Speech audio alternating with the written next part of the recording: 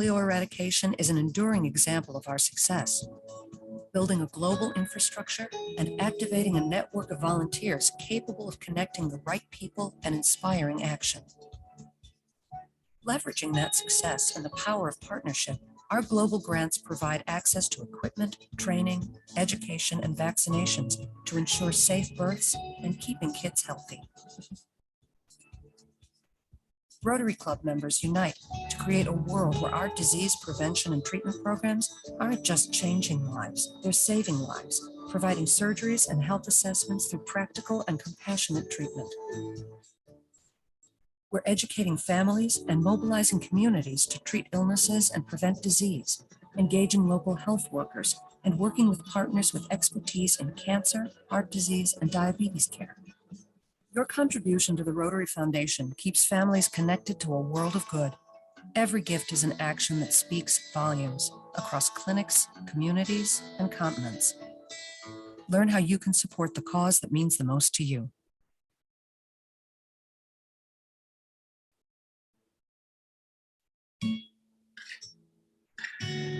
A single act of good can go a long way. It can cross oceans, cure disease, and create equality. As members of Rotary, we are people of action, and our actions have the power to speak loud and clear. Our vision and commitment to finding solutions keeps us connected to those who need it most, changing lives and creating opportunities with our groundbreaking work in education and literacy. There are more kids enrolled in school now than at any other point in human history, which is why supporting teachers is key. In classrooms, our innovative approach creates critical thinkers and big dreamers with the skills to achieve. Our global grants train teachers to use materials, new methods, and technology to inspire and energize students of all ages. We believe education has the power to lift families up, make real change, modify behavior, create healthy habits, and open minds. We believe that education creates security and safety in families so they can support, provide, and make informed, empowered decisions. Your contribution keeps students far and wide connected to a world of good. Every donation is an action that speaks volumes across classrooms, communities, and continents.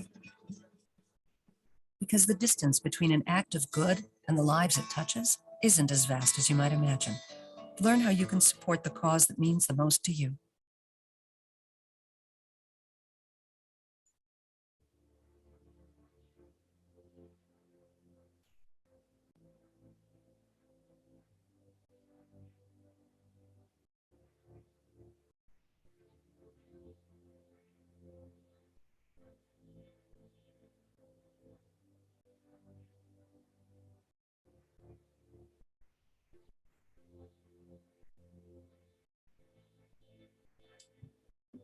Volunteers, good morning.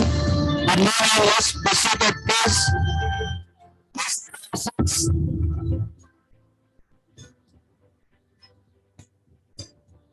Let's take our seats so the morning program can commence.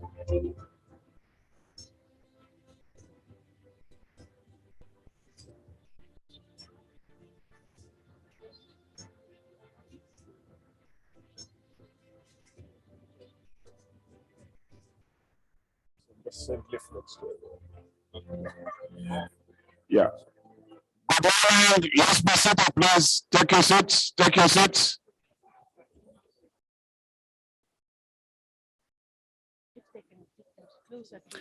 And please come closer to the front. I know the volume of the whole, takes us everywhere, but come closer to the front.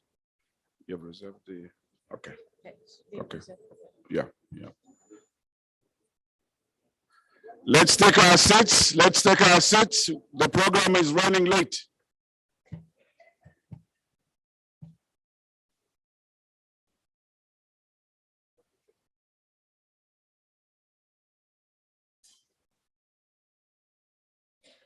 Thank you very much. Thank you very much. A couple of announcements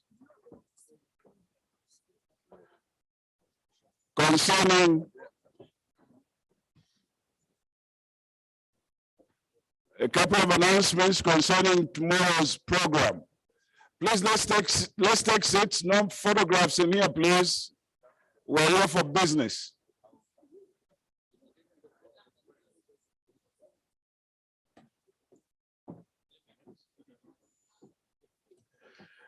Now, tomorrow's program, the other sessions which should have happened in the afternoon will take place in the morning.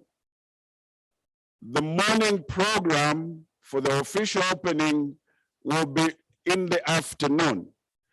Now, may I ask you to please be seated tomorrow in this hall by 1:30. So have a quick lunch and come back 1:30, you are seated. 14 hours, doors will close. Because I will not be in charge of the program tomorrow afternoon. You know, when the authorities are in place, they take charge. So doors will close and you may not be allowed in after 1:30. So please ensure that you are in your seat by 1:30. Her Honor, the Vice President will come to represent the President tomorrow afternoon. So please, let's bear that in mind. May I now hand over to Simon and after Simon, the program can commence. The other president is in his office. He will come down now to join you in this session. Thank you very much. Thank you, HOC Chair PDG William. Just some housekeeping arrangements. From today until Saturday midday when we close, we will be here in the auditorium. All the sessions are here in the auditorium.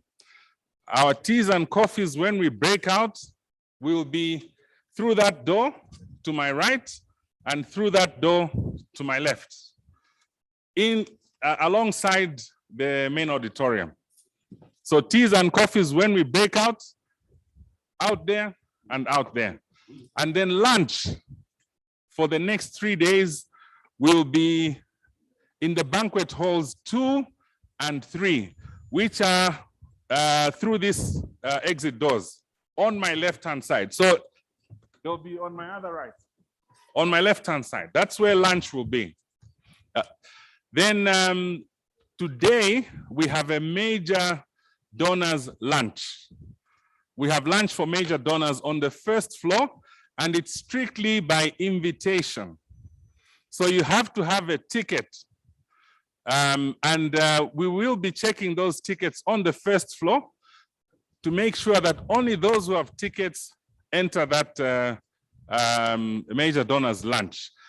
When you go up there, all they'll check for is tickets. If you know you're a major donor and you don't have a ticket, the place to resolve those issues is in the registration room, not upstairs. Upstairs, they've been instructed that they only allow those with tickets to enter the major donors lunch. PDG Eric, are you here? So if you have any issues, that's the gentleman to see, PDG Eric Kimani, for the major donors lunch. So if you're a major donor and you don't have a ticket for that lunch, make sure you see PDG Eric. Thank you so much. I think we are now ready to start, and I'll invite the chair for this session, Professor Sally El Haddad, to come forward and open the session. Thank you.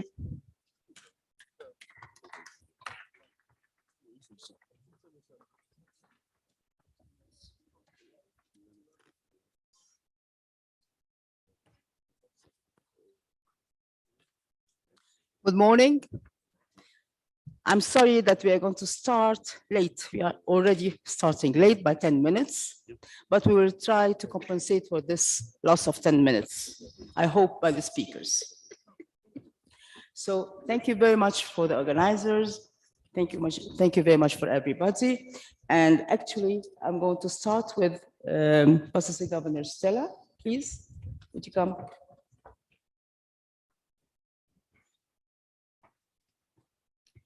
She will give us a welcome note and then we'll start our session. Thank you.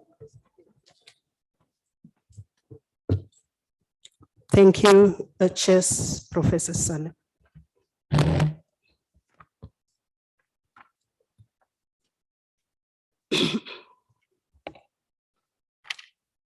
Good morning, fellow Rotarians and friends.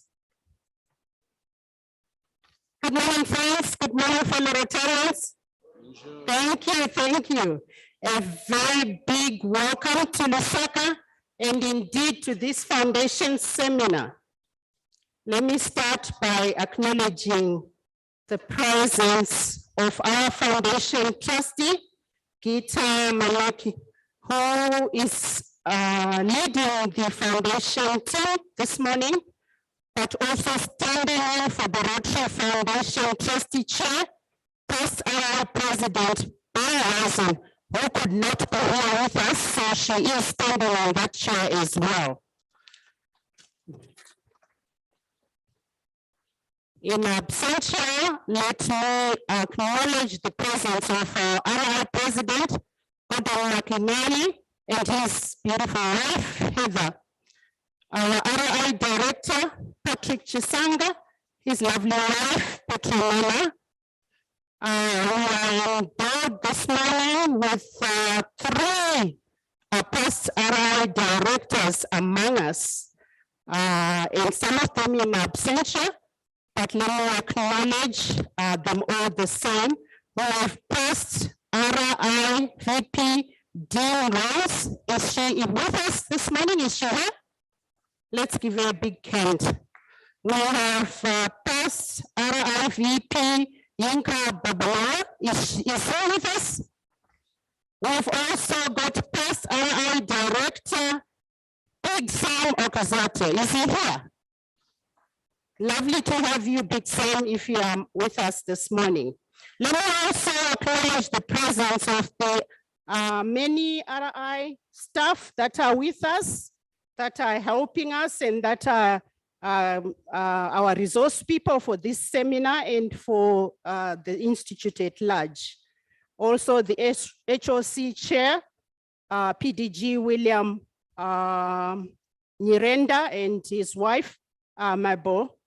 The HOC team, fellow regional leaders. We have many governors in the room, past, present, and future governors. Can I just say all the Rotary leadership that is with us this morning, as we are all leaders, let's also welcome our spouses and friends who have joined us for this session for this morning. On behalf of the Lusaka Institute Host Organizing Committee, which I am part of, and the foundation team, again, a warm welcome to you all. The Rotary Foundation is the engine that drives Rotary. Some call it the heartbeat of Rotary. You yourself might have your own term that acknowledges the immense importance of the Rotary Foundation to us Rotarians and to our communities who are the ultimate beneficiaries of the Rotary Foundation. The Rotary Foundation is indeed the key element that separates us from other service organizations. It is therefore appropriate that we take the time to reflect on and look forward as we take our foundation forward, especially in Africa, as a continent of many needs, but also a continent with great potential. In this morning's program, we have put together a varied lineup to highlight and share some of the incredible work of the Rotary Foundation in Africa and beyond through its various programs. We will also have a discussion on Rotary's priority program and polio now, especially now at a time when Africa is once again under attack from polio. We will get to hear about how we can all, as Rotarians, support the Rotary Foundation through our contributions to the Rotary Foundation, and how we can make the audacious goal of 25 by 25 a reality. All through a lineup of highly knowledgeable experts in the subjects, while being guided through by our eminent chair, Professor Sally Salwa Al-Haddad, and also later on PDG Elvis Chuku.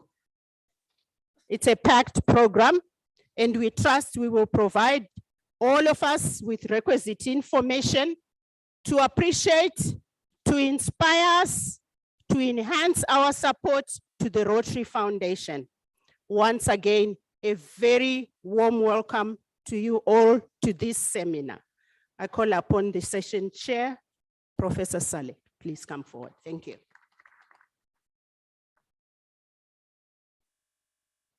Thank you so much, PGJ Stella. So we are going to start our session now as the protocol is observed.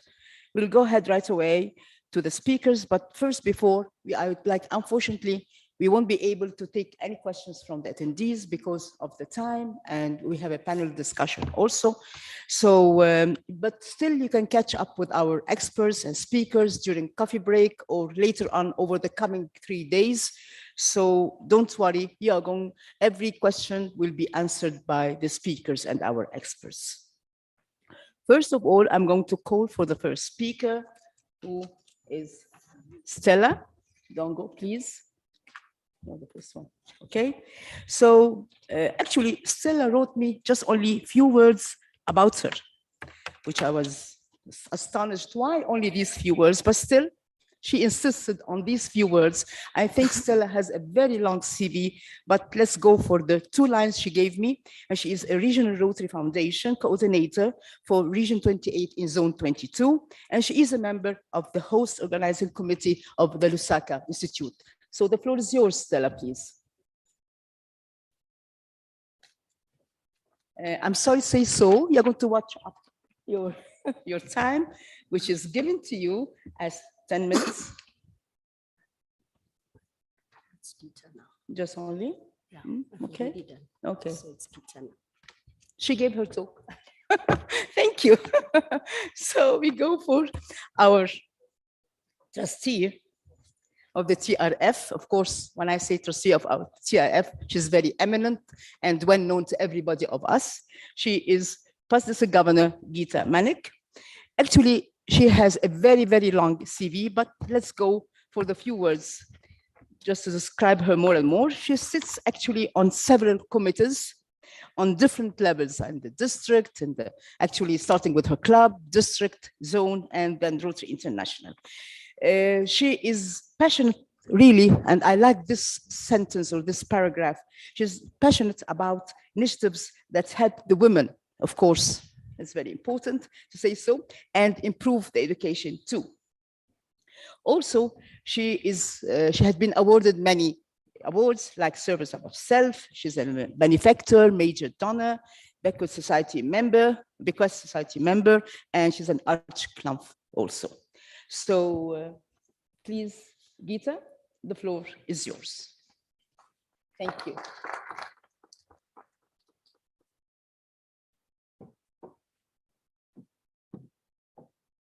Thank you, Dr. Sally. Dr. Sally is a friend of mine. No wonder she gives a biased introduction. Thank you. Thank you very much. Since the protocol has already been established, I shall not repeat it. But respectfully, I acknowledge all the efforts made by our senior leaders, including President Gordon and Heather, to be with us, past trustee Sam Okuzeto, and of course we are in the land of our director, Patrick Chisanga, and his team that have done a wonderful job of the training of the governors and governor-elects, and of course, helping us set up this foundation seminar this morning. I know there's a bit of an echo. I don't know if it's bothering anybody. If it is, then we make some technical efforts to put it right. But if it's okay, then we don't want to waste any time. Is it okay that we continue? Yeah, thank you. So friends, I'm truly honored to be representing the foundation today on behalf of our chairman, past President Barry Razin, and to give you all an update of what we've been able to do at the foundation, what we hope to accomplish, and what initiatives you all can be part of. Rotary, as you know, is about people of action, working together, coming together, solving the problems that we have in our communities. There are no shortages of forces seeking to drive us apart, but what brings us closer is much stronger. We have a shared mission, shared goals, and shared vision for a better world. When the world needs us, we step in. The foundation, as you know, was founded in 1917, and ever since that day, we've been supporting Rotary members as they do their work, their part to support their communities to continue making this world a better place. So as part of the update, I will share with you a polio update. As you know, polio has been back in the news again with the outbreaks, variants in Israel, UK, New York, and Kenya this year. In spite of all the bad news that you hear, we should really pat ourselves on the back, because from 350,000 cases a few years ago, we are now down to 6 cases. But friends, 6 cases are far too many. Even a single case is too much. But there is important truth behind the fear that we have. Until polio is eliminated everywhere, none of us are safe. None of our children are safe. Recently, as I mentioned, circulating vaccine-derived poliovirus 2 was detected in Kenya. A risk assessment has been implemented, led by the Ministry of Health, supported by GPEI partners, along with the field investigation. The Ministry of Health, through the Division of Disease Surveillance and Response and Public Health Emergency Operations Centers, activated all the technical coordinating committees to begin preparations to implement strategies and address the emergency outbreak response. This was done with the funding from Rotary Foundation. You and I have been part of solving issues, especially polio, in our part of the world and everywhere else. Rotary and its global partners have a strategy in place to eradicate this virus once and for all. But we need your support. We genuinely need each and every Rotarian to be part of this end game. Everything you raise is needed. It is vital to this effort. A polio-free world is Rotary's gift to the children of the world, a promise that we made. As Rotarians, we don't break our promises. You know, when polio comes to an end, I bet you want your name to be there, that you did something. Friends, this is your chance. Donate what you can. Be part of the polio team wherever you can in your districts. Make sure that you're a member of the Polio Plus Society. If your district doesn't have one, please make sure that you convene one so that Rotarians have an opportunity to be part of the initiative. Our fundraising goal for Polio Plus this year is 35 million in outright contributions, alongside with the 15 million in district designated funds that will bring us to $50 million over the next 3 years. We should continue this and attract the 100 million grant from Bill and Melinda Gates Foundation. I am so touched and honored to have our president in our midst, President Gordon McInally, with his aide, Dean, and Heather. Thank you for joining us this morning.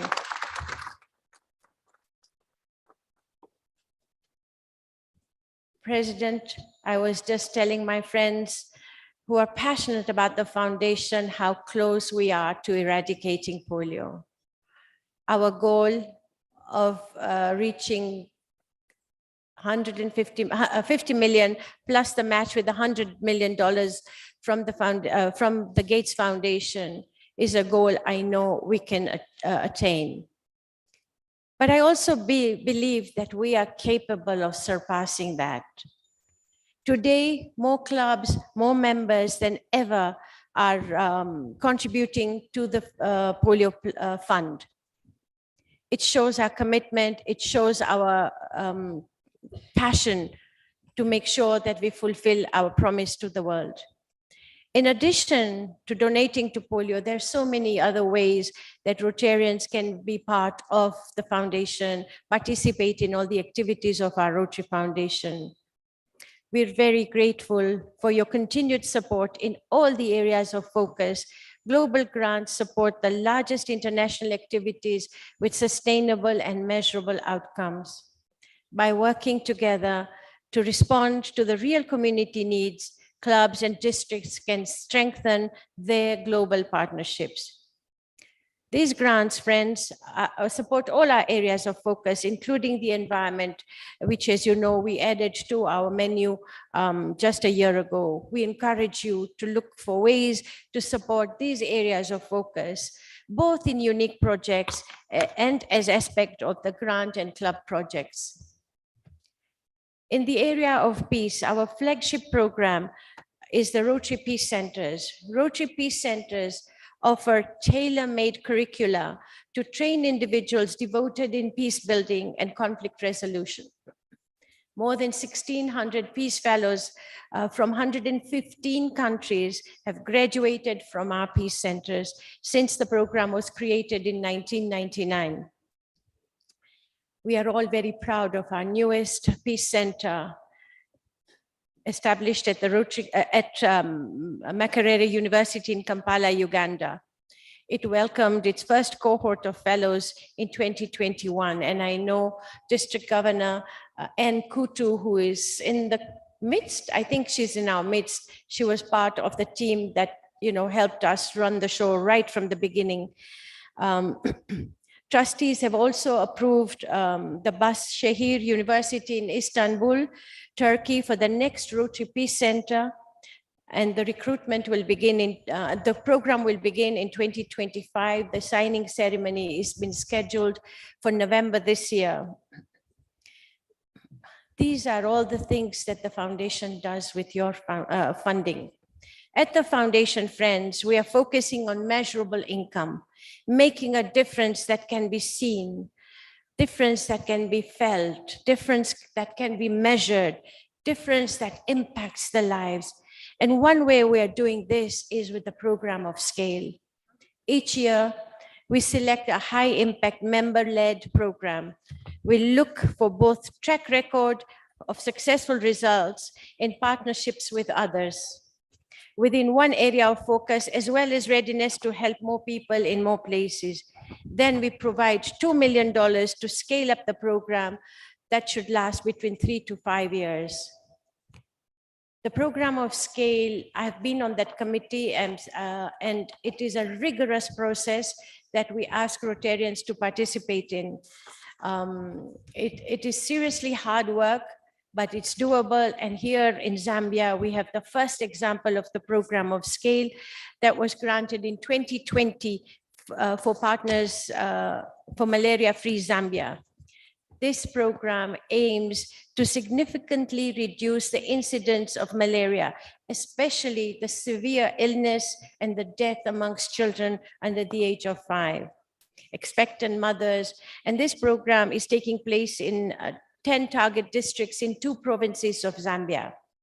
World Vision, United States, and Bill and Melinda Gates Foundation, each matching with the funding, bringing the budget to $6 million.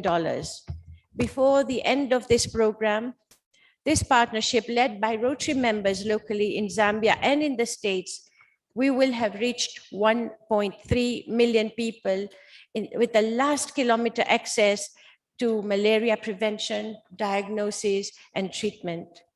2 days ago, I made a visit with the Rotary subject matter experts and the partners to visit a site in Chimbomba, one of the sites that the program of scale is operating in with the Partners for Malaria. What I saw was amazing. I witnessed a truly remarkable effort by Rotary members and partners. Your foundation has invested very well, very wisely in this particular program. The detail, the tracking, the tracing, the treatment of malaria affected families was truly inspirational. We went to a family of 8 in a very remote village, and the family was tested. 3 people tested positive. At the very moment, little kits were opened, medication that was prescribed was handed out. The family was extremely grateful. Friends, you are touching lives every single day, but here in Zambia with the program of scale, this is something to, if you can all visit, inquire, and understand more about this, you know that it is in your power to change this world. Friends, the foundation funding is at work. I saw it, I witnessed it, and I will report back formally about this.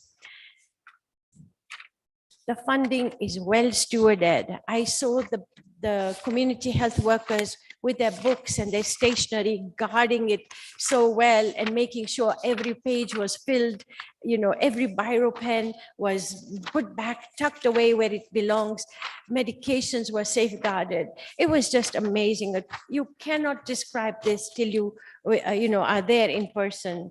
This was Rotary at work, people of action with partners, making collaborative efforts to make sure that the right thing happens for the family in Chimbomba. Friends, our second program of scale has been awarded to Nigeria, Together for Health Families, which is working at reducing maternal and child mortality rates by improving health-seeking behavior, quality care for pregnant women, mothers, and newborns across Nigeria. We're really excited with what I saw in Zambia. I know that the Nigerians will up the game and do even better.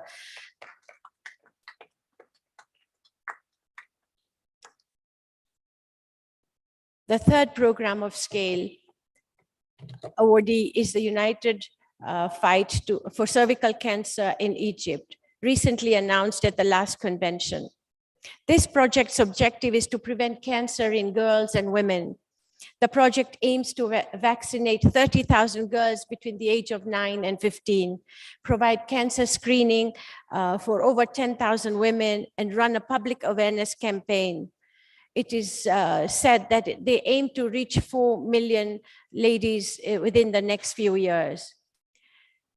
While we are focusing on lasting positive change in our communities around the world, we're also ready to respond in times of crisis. When hurricanes hit, Rotary is there, supported by the foundation.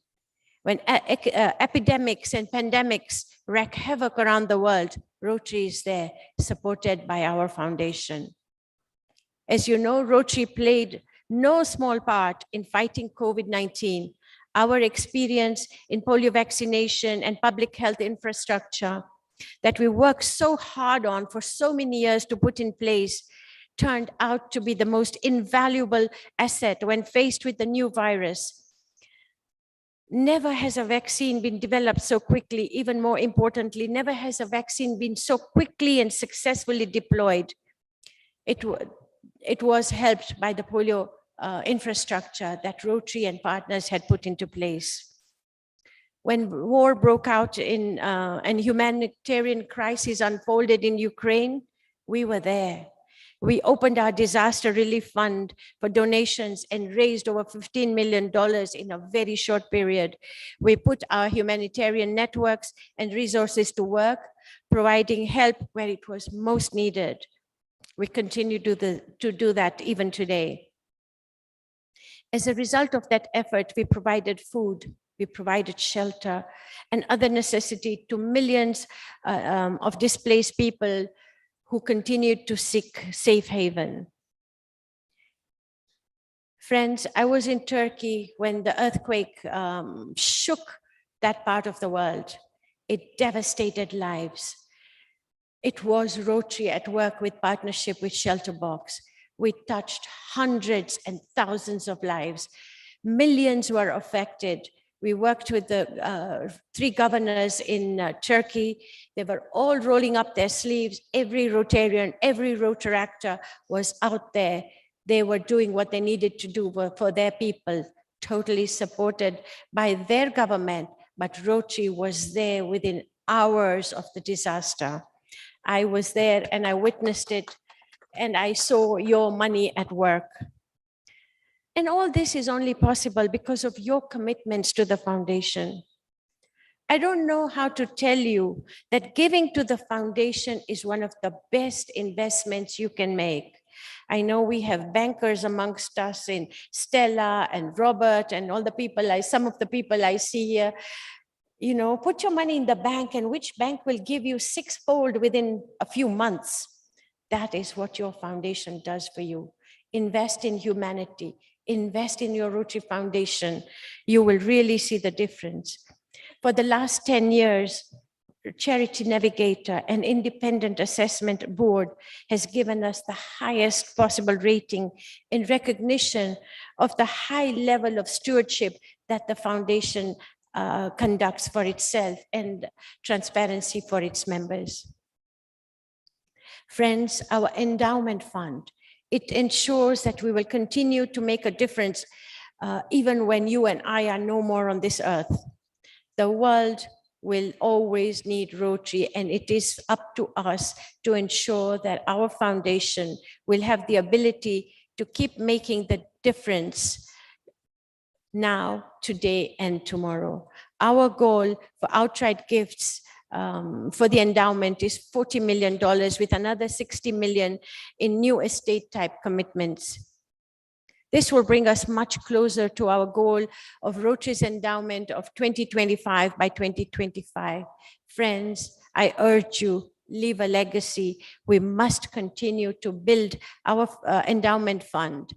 It is important that all our district leaders who are present here go back, talk to your members, try and secure our tomorrow by investing in our foundation today.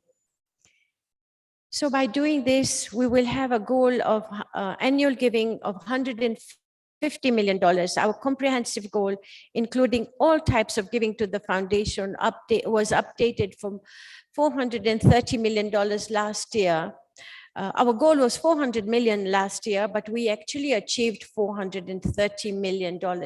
That's why when I say when Rotarians give with passion, we always end up surpassing our goal.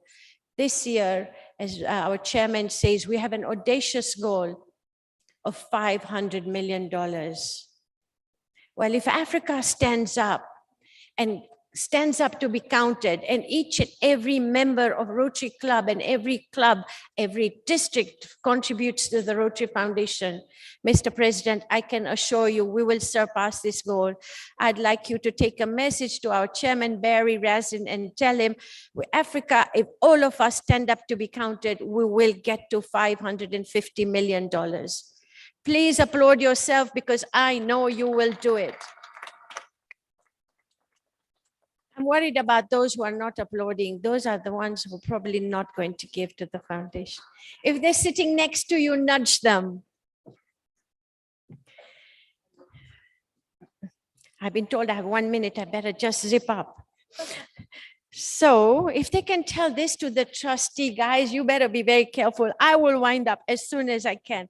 I will save you from giving numbers and stories that I love telling you from time to time, but I'll be happy to stop by in the corridors and talk to you and give you stories about the magic of our Rotary Foundation.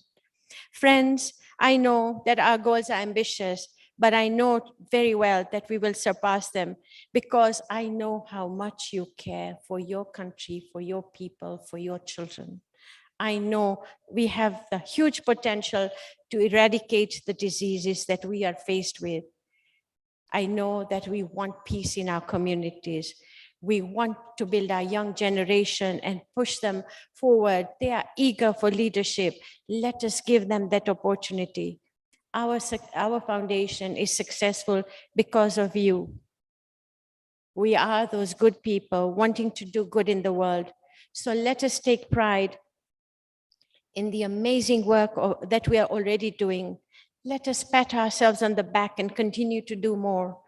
Our commitments, our communities rather, need us. They desperately need us. When you go out in the villages, you will see the desperation out there.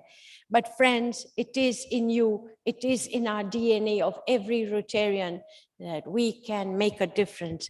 Together, we will continue to write the story of the Rotary Foundation, a story that continues to create hope in the world, that reflects our own essence of our motto of service above self. Friends, you are passionate people. You are what the foundation requires. We need more of you. Thank you for what you're doing. Thank you for what you will be doing when you leave here. Thank you for leading your districts and doing all that you're doing. May God bless you. Thank you.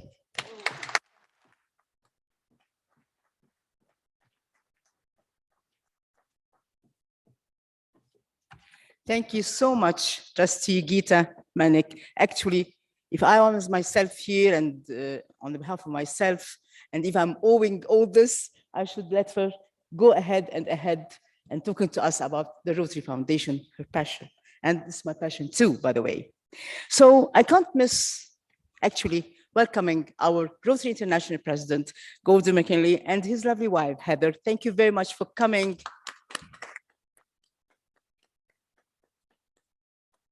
And attending our Rotary Foundation. It's a very important session. Sorry for the coming sessions after me, the membership, but still it is very important, the Rotary Foundation. Please, before going on, I would like to call on the Rotary actor and Rotarian, Eric Liswa Aniso, to come forward, please, to join the team presenters over there, please. Thank you. Our second speaker, he is Past District Governor Robert Nisiri Bawa. Actually, Nisiri Bawa is a past district governor for District 9211. He is the co-founder and group CEO of the African Coffee Academy, an international firm providing professional and technical business support. He is also a senior member and minister of the Kabaka Kingdom as the second Katikiro, which is a vice premier. Actually, he has many accreditations, and as he is a passionate leader, especially for the youth. Recently, he is a Peace Major Gift Initiative advisor since starting this year, 2023 up to 2026, and a TR advisor for District 9212 in 2022 and up to 2025. Please, I call the Specific Governor Robert.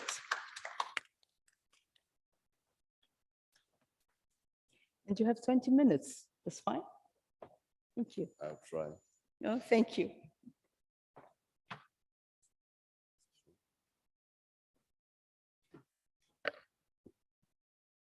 I also acknowledge our world president for Rotary and your dear Anne, our Hope Creator president.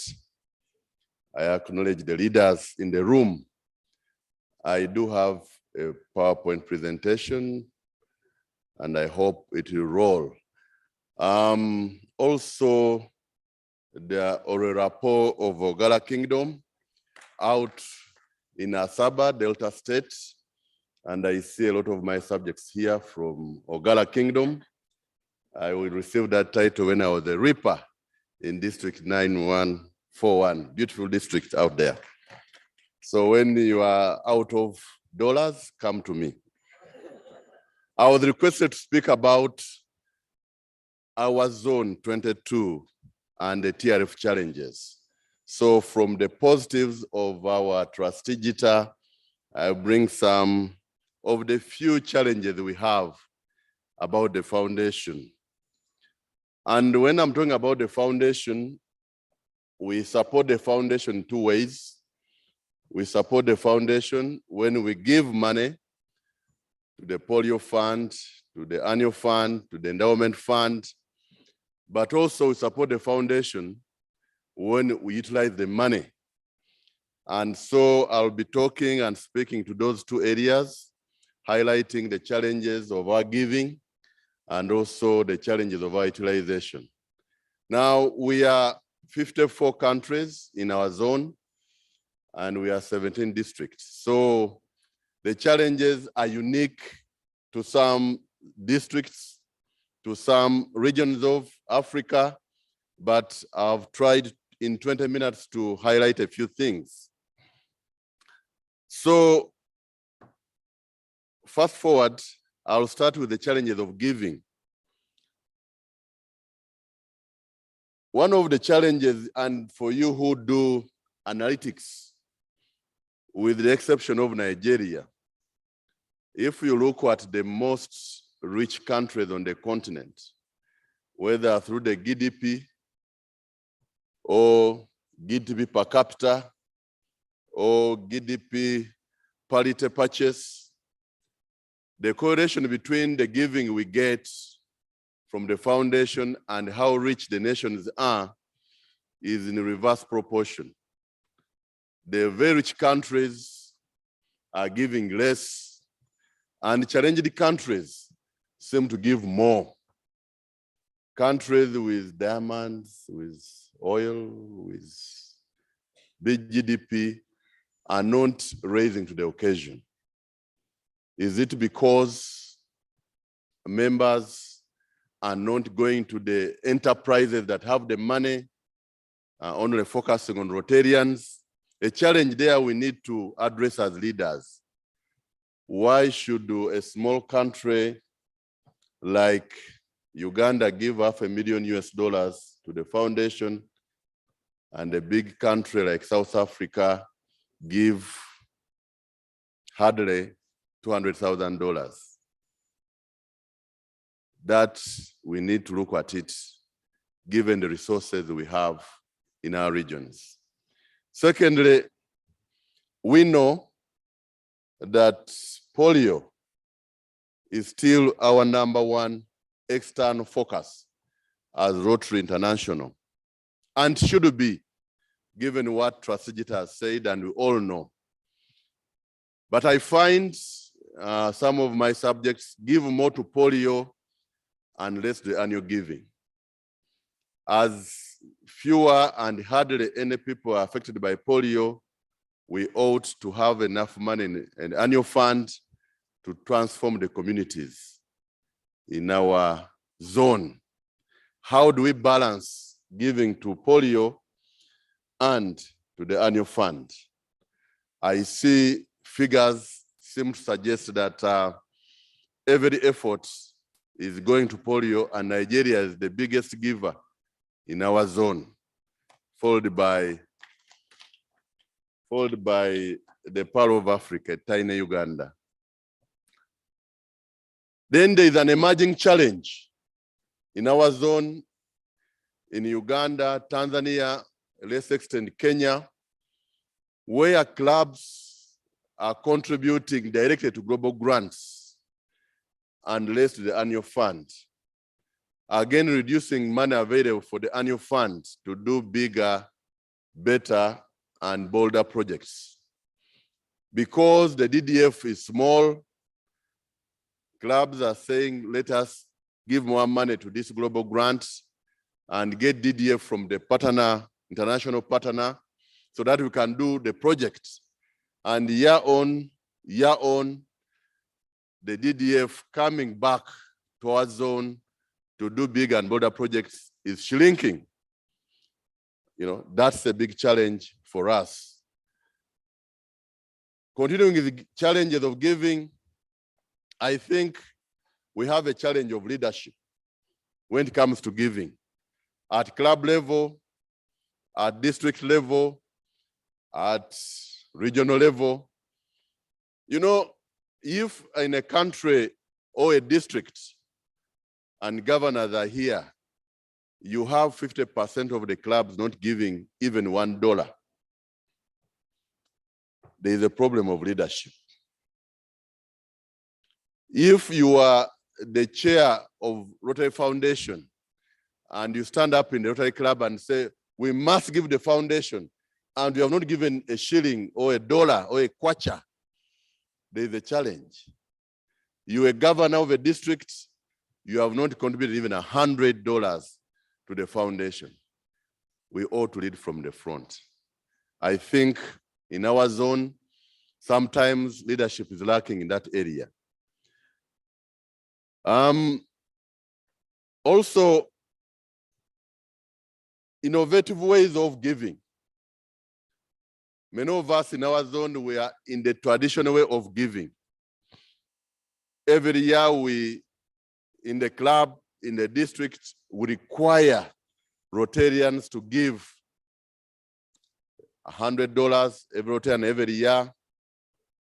We have not found innovative ways of getting enterprises in big economies to join in supporting our foundation. I think we need to increase innovation. That's the challenge. We can give to the foundation not only us as Rotarians, but in a few ways that I'll show as I conclude. Now let me rush to utilization. What are the challenges in utilization? Utilization has its challenges with grant application. Grant applications are very few and far between. If you look in a typical district in our zone of 90 clubs, say, you'll find about 30 clubs that have qualified to participate in global grants. And out of the 30, only half of them do actually apply for grants. So we are having about 25 to 30% of Rotary clubs in a district applying for global grants. And many presidents, when they're handing over, they stand on the podium and say, we qualified for global grants, as if that's an output or a key performance indicator and an end in itself, but they never applied for grants. And of course, challenges of how to do it, support to clubs on how to do it is a challenge. And also getting international partners is a challenge. So I'll suggest and hazard a few proposals to that. The second is what I would call parachuted projects. In our zone, we have projects that are parachuted from international partners. You are in Kampala, somebody calls you from Italy and tell you there are people suffering very, very badly in the backside of your community. And they say, we have mobilized money and we are giving you even $500 to complete the application. And so these projects, members don't own them. They don't do needs assessment. The club doesn't know them. And always we get challenges with such projects that are parachuted into the community or into the zone. And they are increasing in our zone. People come, which is not bad, but again, we need to validate the needs. Because as a tourist, you may think that people want a well near their homes as a need, and yet when you do a needs assessment, they don't want a well. Ladies want to walk there and talk about their spouses and feel good. That's what makes their community stronger, and it's not a need. So parachuted projects are a problem. Needs assessment not done. And when clubs don't own those projects, 9 out of 10 have challenges. Then we have the relationship management of host country and international partners. This is a challenge that's continuous, but mainly driven by cultural differences. If I live in South Africa, and power will be on today for the whole day, I may choose to work on the things that pay my bills and wait to do work on the projects next week. But the international partner wants the information now, yesterday. And so we can tell you, yes, I'll send the information immediately. But if the international partners know immediately, for Tanzania may mean a month, immediately for Kenya may mean a week. And so we need to appreciate these challenges and be clear. So not understanding each other and also changing roles. When the international partner is doing the assessment, is contacting everybody in the country, and the host club is doing nothing, that brings the challenge. The growing cancer is grants management, is another challenge in utilization. And friends, in my district, 9213 in Uganda, we have over maybe 120 clubs. You could have 2 clubs with stewardship challenges, but those are too many. Because when we are doing annual goals for stewardship in our district, we have 0 tolerance. We can't say we should have only 1 grant having challenges. We can't do that. So, and issues stem from how we design the projects, how we process the projects, how we validate the information we get or not validate it. But also there are emerging groups among us who are members of Rotary, but they are not Rotarians. You know, there's a difference being a member of Rotary Club and being a Rotarian in Rotary Club. So there are members in Rotary Club that pay dues and attend club meetings. And that's all they do. And then they plan on how to make sure this fat money can be stolen. Because if you're a Rotarian in the club, you wouldn't do that. So if you're a governor, you go to visit a club and doesn't even exist. Or you go to visit a club and there are 3 members and they're applying for a grant of $300 and you're approving it. Are you abetting stewardship and grant management? So we have those challenges as you see them in the stewardship, and they continue as you see them. And we must, as Rotarians, ensure that we keep custody of the funds entrusted to us by the foundation with tolerance. And where we have global grants not starting to be implemented for over 24 months, and we have tyranny of change of leadership in clubs, smart guys who are members of clubs and non-Rotarian clubs will plan to see how they planned that money. You'll find some times money is on the account for 5 years, 3 years, and grants have not been implemented. That brings planners to see how they can wait for a tough president to go. So as I conclude, allow me to share with you a few innovations in the grant management that we have done in our region. Maybe not in the whole zone, definitely, but in the region. And I'm talking about districts 9212, 9213, and 9214. We now conduct coaching and mentoring in grant management by having regional grant trainings, not in the city of Lusaka. We go to Livingstone, we go to where the copper is mined, we go to places and have hand-holding in grants management. So we never do a national grants management training anymore in these districts. We coach. We now have an army of volunteers, Rotarians in stewardship. Even as we approve and process grants, if you say you are going to work with the Victoria Enterprises, we have a steward to go and find out whether it is registered, whether you are not a director, and we validate information. So validation is very, very important. We have come up with online storage system where all things to do with the grants processes and management are there. One grants officer goes, will find all that information.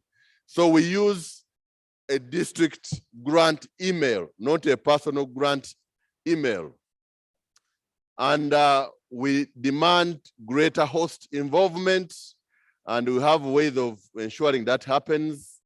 And also we do emphasize continuity, and also we do emphasize community assessment. You know, grants can take long to be approved, but if a grant was applied in January and then approved in December, before you implement, you want to find out whether the needs assessment is still holding after 12 months, because you may have wished to sink a borehole and yet the government sank one. So we do that. And finally, but not least, I see the chair is standing up. In our region, we are taking members of Rotary Club that steal money to prison. Yes, to prison. That's a new innovation in Uganda, Tanzania, and Kenya. If you steal money of the foundation, we take you to prison.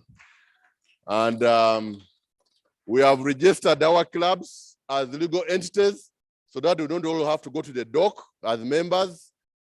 They are legal entities and they take people to prison, and it has happened in Uganda, Rotary Club of Entebbe, and it's happening in Kenya, Rotary Club of Diani. Give me 2 minutes.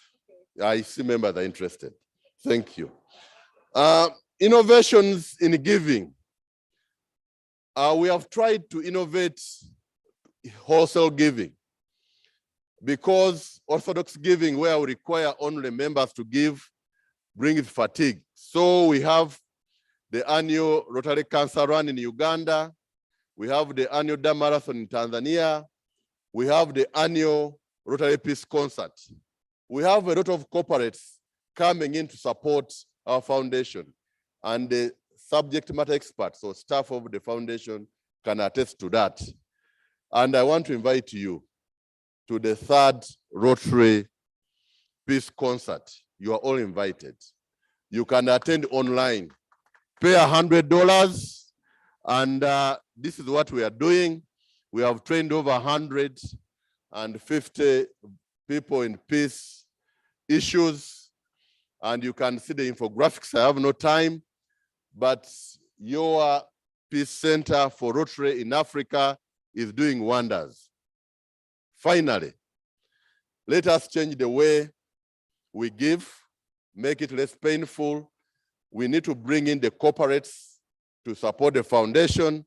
Let us manage the foundation better. Let us ensure we close the gaps on the challenges in our foundation, in our zone. Thank you very much.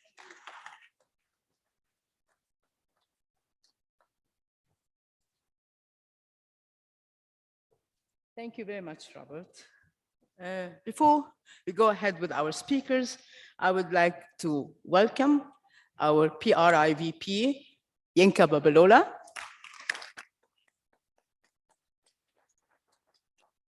And PRID, our Big Sam. Thank you for coming. Now we are going to move to a very vital issue, which is the polio.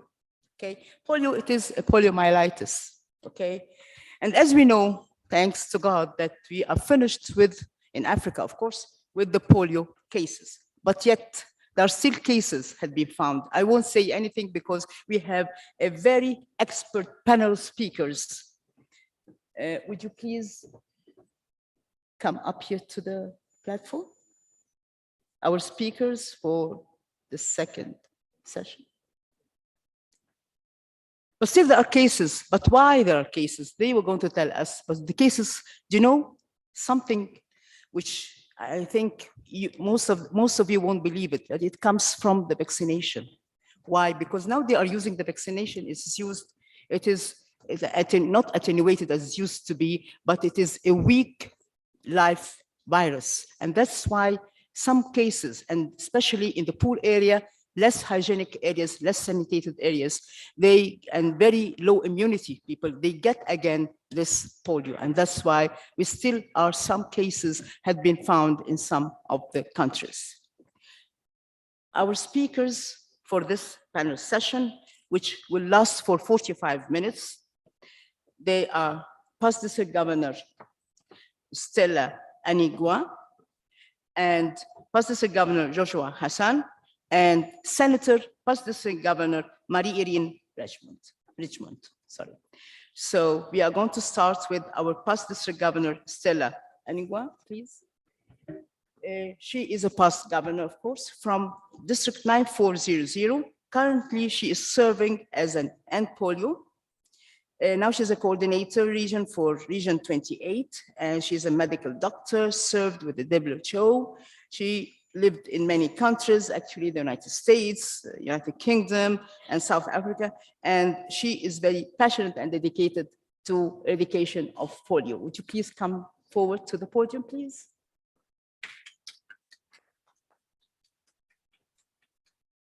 There are a lot of questions will be answered in this panel, so don't worry, you'll get a very good information about what's going on within the polio cases in our continent. From there, it's okay, up to you. Thank you.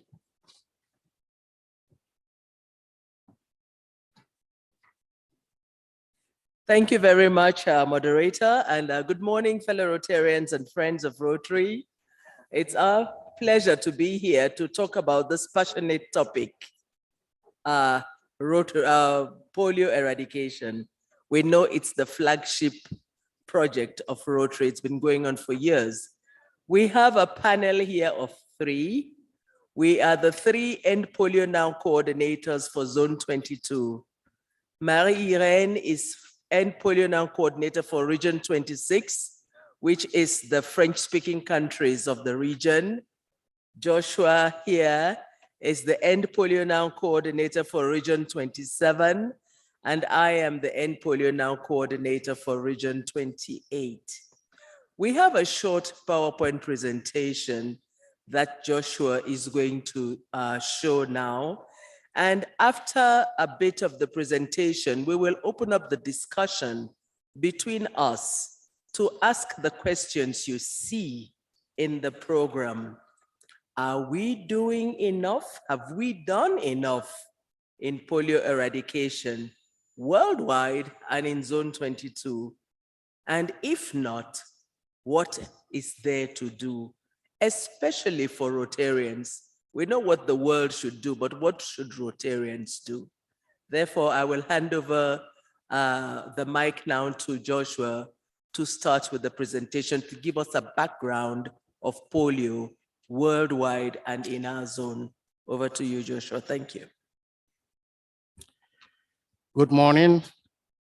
I'd like to recognize our World Rotary International President and our First Lady, and of course, my brother, the director, who has put this program together. Like they say, and we say we shouldn't say it, all protocols observed. Well, I have a presentation. I don't know whether they can help us put the resurgence PowerPoint on screen, please. George.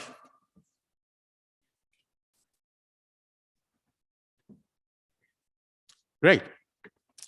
Well, it's okay. My colleagues shouldn't complain.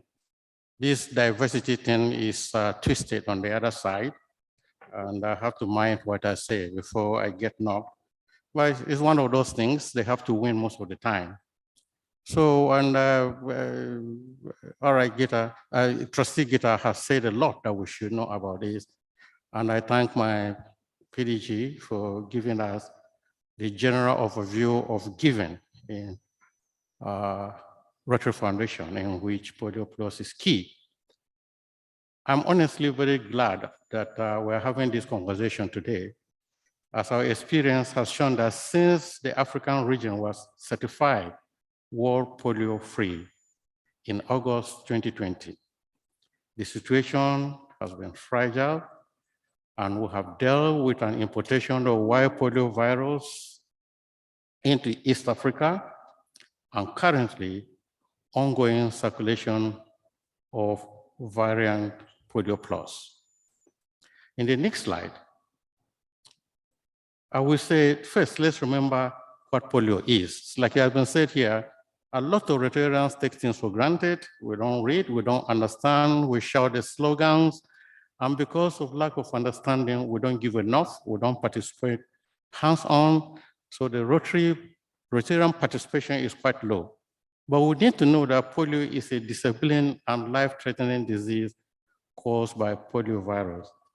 It is spread from person to person and can cause lifelong paralysis. It usually affects children under the age of 5 and is most prevalent in areas of poor sanitation and poverty-stricken areas. There are 2 strains of polio wild poliovirus and the variant poliovirus, which I will explain in the next slide. Both can cause paralysis. And the mother or the father or the family does not care which strain, which abbreviation you call it. All they know is that they have a paralyzed child. There is no cure for polio. And luckily for us, it is preventable, completely preventable with vaccines. So, what is this variant polio plus we talk about in the next slide? Circulating variant polio plus, which we call CVD-PV. You know, Rotarians and a lot of these who we like short forms, and sometimes we mix them up and don't understand. I know an issue that we went with new Rotarians who are used to RI, Rotary International. And we went to this session with WHO, UNICEF, and they keep on referring to RI. And we came out and they were very happy that Rotary International is recognized. It is then I realized that there, RI doesn't mean Rotary International. It means routine immunization. But this circulating variation occurs when the weakened form from the OPV we give has stayed a long time on the ground. And like you health workers and the doctors know, they become a life for themselves. And then they become a problem. And if it stays in that area where it is under immunized children, or in some cases, unimmunized communities, this virus reverts to what can cause paralysis. And that is what they call vaccine-derived. In the next slide, you will see a map. The map, you may not see it really, but you know how Africa looks. So some of you can point to near enough where your country is. The map shows, really, we don't want to go into details, otherwise we can take a whole day here. But you can see the red dots. That is where the wild polio virus is, and you know it is Pakistan, Afghanistan. Then the variant polio type 1 is the yellow dot. And the popular in name, but very unpopular to us, Rotarian, is the green dots. And that is the variant polio plus type 2. These have been circulating over the past 12 months in Africa and few elsewhere. The wild polio virus is now only circulating in limited geographic areas. Now, the key new word is geographic circulating areas. Because of politics and because of identification, we avoid using countries and something of that sort. But no cases of wild polio virus imported from Pakistan to Malawi in 2021, you recollect, Mozambique in 2022. None of them has been reported over the past 12 months, which is great news. I personally, and on behalf of Polio Plus, like to thank these countries, these wonderful Rotary members in those countries, including Zambia, Mozambique, and the other surrounding countries that have working out to mobilize and support for the outbreak response, which has been successful. The variant polio plus is also circulating in more limited geographic areas with a smattering of virus in multiple countries, but largely concentrated in the few. The bad news is, out of the 27 countries globally that have reported cases of variant polio plus, 22 countries are in our zone 22, that is in Africa. Out of these countries, Nigeria, Democratic Republic of Congo, and Chad have reported the most cases. See, the place is quiet. The first time you mention Nigeria and they are not clapping because this is a serious business. So don't clap. Just clap with your money and your participation in the field so that when we come to Mauritius or elsewhere, we are not reading something like this. They have told you the Rotarians hardly contribute. We don't work hard. And the result is showing. And what is the result? This calendar year of variant polio plus are in our zone 2. 97% of all the figures you can see of the variant polio plus are in our zone and they're in Africa. Now, in the next slide, we remember that the Global Polio Eradication Initiative was introduced a new vaccine called the novel oral polio vaccine type 2. We keep on giving either the types or the distance because you have to differentiate about them. This was done purposely to address outbreaks of circulating variant polio plus type 2. This new vaccine is more genetically stable than the vaccine previously used, which is OPV, and is far likely to revert to a form that can cause paralysis. It is safe and effective, and is now being used widely with positive results in priority countries. For example, in my home country, Nigeria, which has seen dramatic decline in variant polio plus type 2 cases year on year since 2021, when it began using the NOPV2. The Global Polio Eradication in the next slide, of which Rotary is a founding member, has a strategic plan covering years 22 to 2026. We are building upon our progress to date. We are addressing the remaining hurdles of polio eradication. The strategy has only 2 goals. First goal is to interrupt transmission of all poliovirus in Afghanistan and Pakistan. And 2, stop transmission of variant poliovirus type 2 outside of endemic countries and prevent outbreaks in polio-free regions. The strategy aims to satisfy the worldwide polio-free and validate the absence of variant poliovirus type 2 by the end of 2026. Don't think it's far. We started with 2023, we have moved it to 2026. But with the immediate milestone of stopping transmission of both strains virus, the end is near. It is important that we remember that progress is being made, as noted earlier. Variant polio plus is increasingly limited to a few key geographies. Experience shows that 2 quality rounds can do the job. But then we have to make sure that we work with the government and ensure that we assist them to do that. Just to remind you where the money goes, just 2022-23, Rotary provided 33.7 million in the next slide for outbreak response and 30 million for the NOPV production. That means Polio Plus need money. Like it was said earlier, we need to raise the 50 million, and with due respect to the RI president, we haven't achieved that in the last 3 years. And our bosses have to look for money elsewhere to get the 50 million.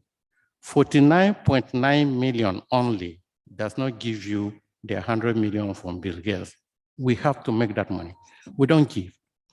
I disagree with Robert. It's over 60% of Rotarians. They don't give.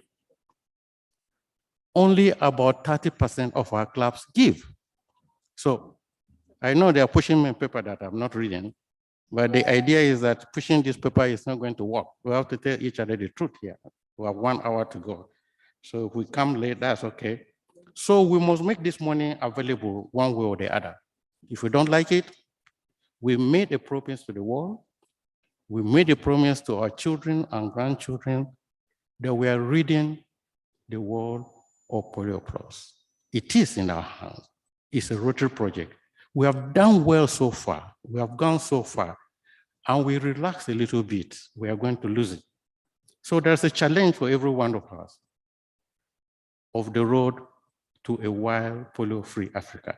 We need to reduce our speed, and we need to do the best that we can. Otherwise, there is not too much that we can do. There is much that Rotarians have done to reach this. Now, this is what I don't like. I know the program, I know the timing. I have a 15-minute slide out of a 1-hour program. I have not done the 15 minutes and everybody is tapping beside me. You are distracting me. If you don't want, we don't sit down and look. It's serious business. It takes us to prepare this, and we take RI to give us the data. Then we come here, we want to present it. People are rushing for time. What are you rushing to? With the money you spend for air ticket and the hotel, you want to go and dance in the afternoon? Nobody was complaining yesterday that it was late. I'm sorry, my chairman. So let's not forget that the media is our partner. You must go out of the way to get the media. Not to come and show you being President's night, district governors investiture. Promote them, bring them. They have a way of telling the public that children can get immunization. So we have to advocate to the people that matter, to the government, to our partners, and make sure that this is done. We all have a role to play, and we must try to do the best. So because of pressure from both sides, I won't say thank you, but I'll tell them to roll the slide to the end. But please, organizers, like it is said, and like Robert says, it's very, very important. If you prepare a presentation group, do a rehearsal and make sure that we keep to time. Those who didn't keep to time were given extra minutes. I am keeping to time, I'm asked to stop. Just note that. Together, if we put our acts together, the Rotarians in Rotary Club, not those who stay there so that they will attend the next convention, but if we come together, we'll end polio. Thank you.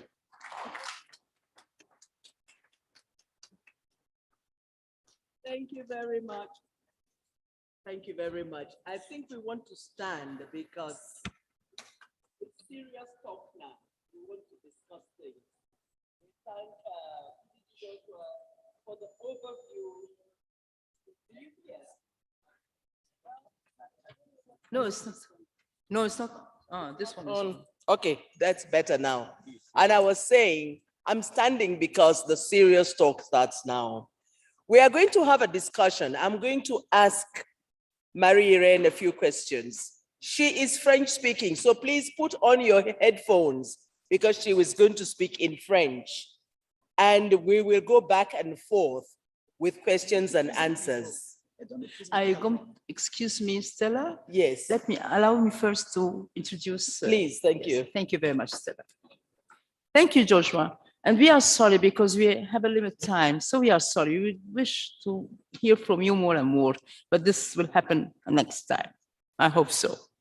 Okay. So now we have our speaker, Professor Governor Marie-Irene from Côte d'Ivoire.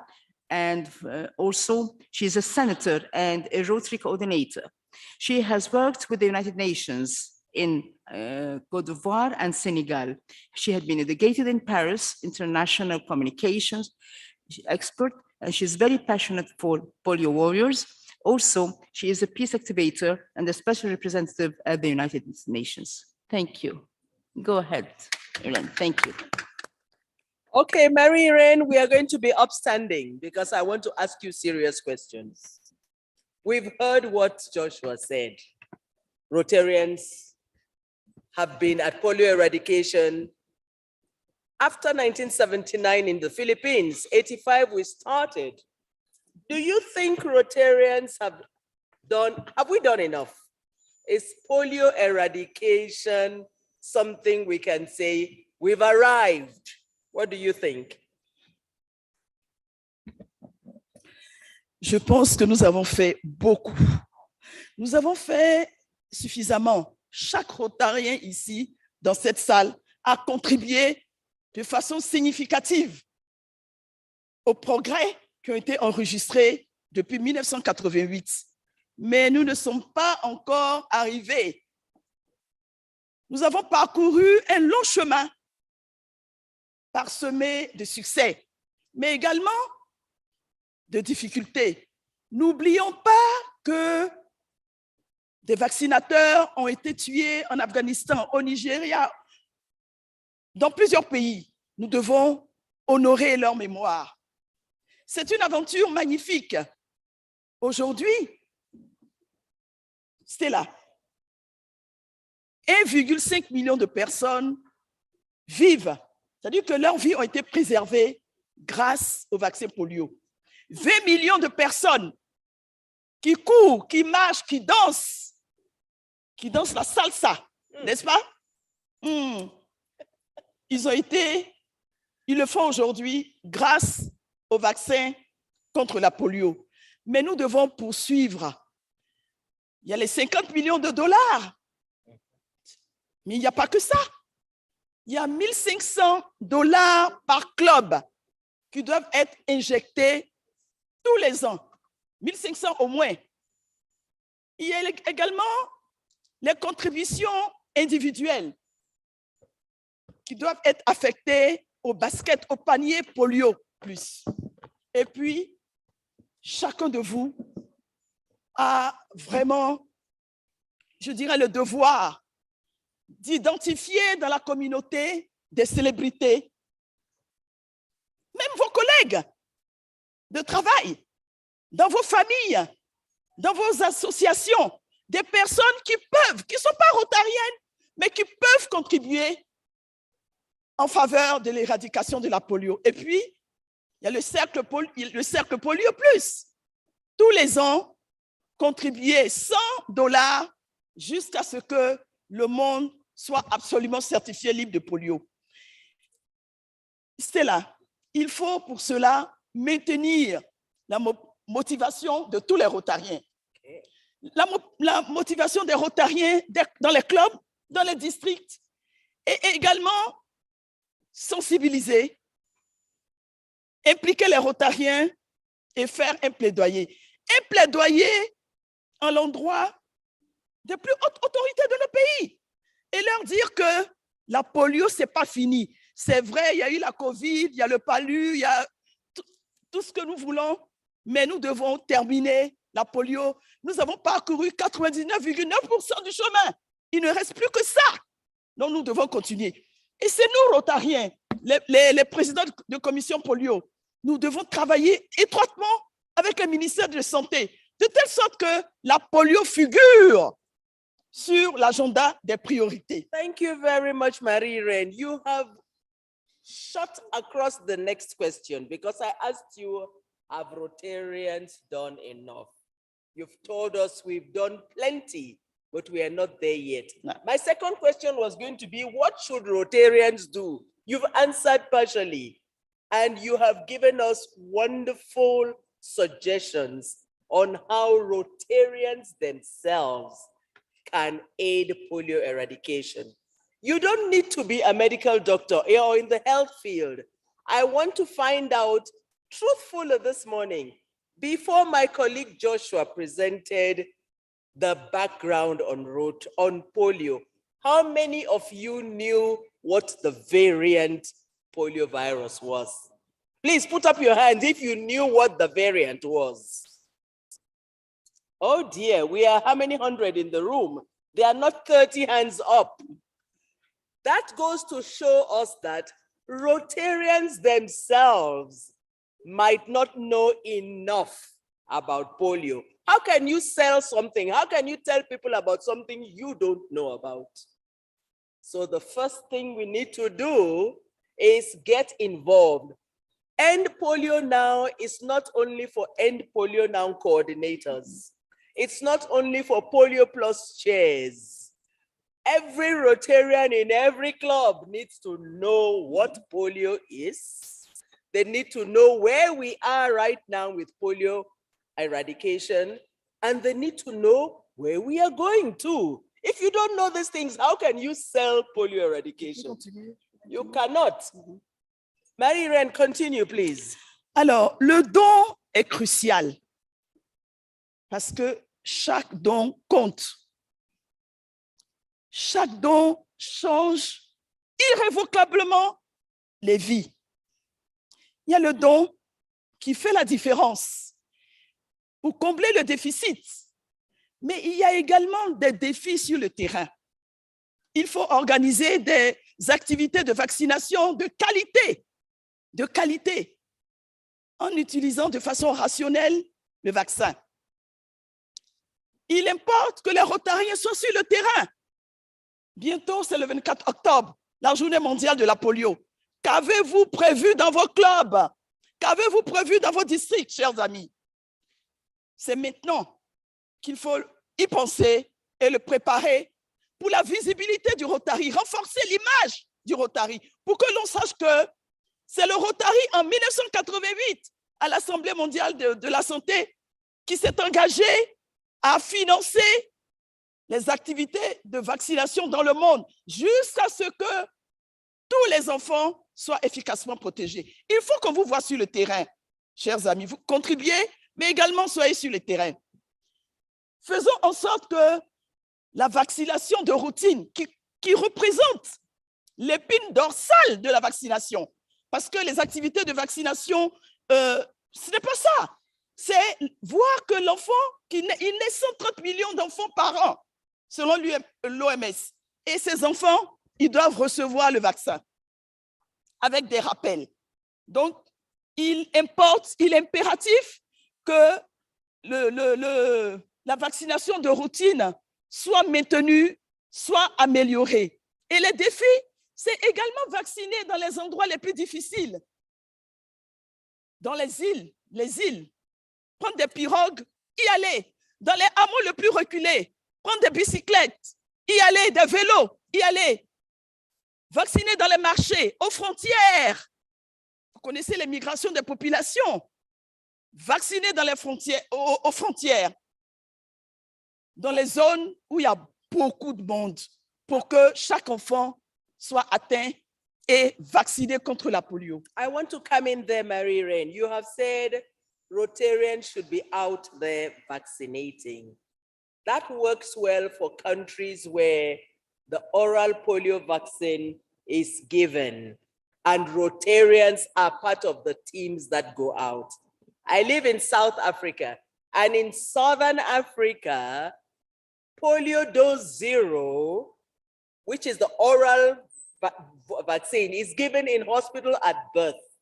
Thereafter, children are vaccinated by injection, and that injection is given in a health facility. Therefore, Rotarians cannot be part of it.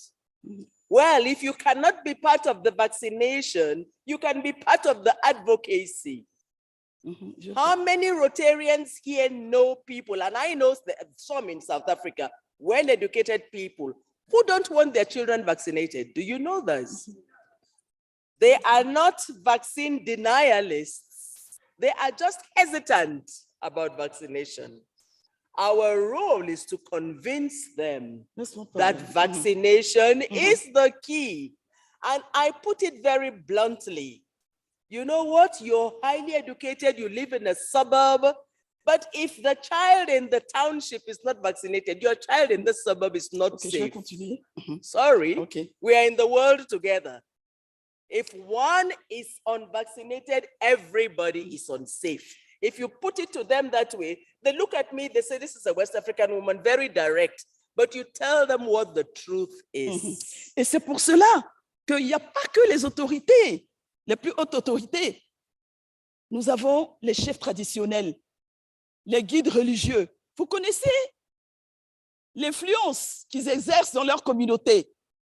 lorsque dans une église, lorsque dans une mosquée, lorsque dans un temple, l'imam, le prêtre ou le pasteur envoie un message, délivre un message, eh bien, les communautés les rejoignent. Il y a les artistes. Nous avons également les griots. Tous les leaders d'opinion doivent être sensibilisés sur la pertinence de poursuivre notre action en faveur d'un monde absolument libéré de polio. C'est un cadeau magnifique et éternel que le Rotary, que chacun de vous va offrir aux générations futures. Et c'est magnifique. C'est incroyable. Alors, chers amis, continuons à nous investir dans la santé, à garantir un avenir de santé à nos enfants qui prendront la relève demain. Thank you very much, Marie-Irene. We have not finished yet. We have the last thing. How many more minutes left? 7 minutes. That's plenty of time for us. We want to say that as Rotarians, you've all heard, each dollar counts. Let's not forget the gift that Bill and Melinda Gates are giving us. For every $1 you contribute, they match it with $2. So we have 3 times what we look for, but every Rotarian needs to make that match. We are in September 2023, those July, August, the 3rd month in the new Rotary year. How many Rotarians here have contributed to Polio Plus? Can I see a show of hand? Oh, thank you, thank you. Well, how many contributed last year? Oh, anybody who contributed last year and has contributed this year, the first 3 to see me, I have t-shirts for them. Because that's the way to go. And contribution doesn't need to be big. $1 is 20 kwacha, $5 is 100 kwacha. It doesn't need to. And my PDG and Marie sitting here, if you call the word dollar in South Africa, it's a swear word. Because the exchange rate is so bad that we freak out when you talk about dollar. But don't say contribute $100. When I was DG, I said, they've said every Rotarian $100. If you don't have 100, contribute 10, contribute 5. The essence is to contribute. It's not the amount. The amount matters, of course, like they say, size matters, doesn't it? But the essence is to contribute.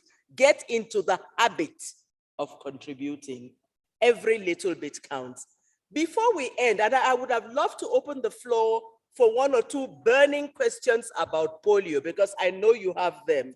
We have 5 reasons why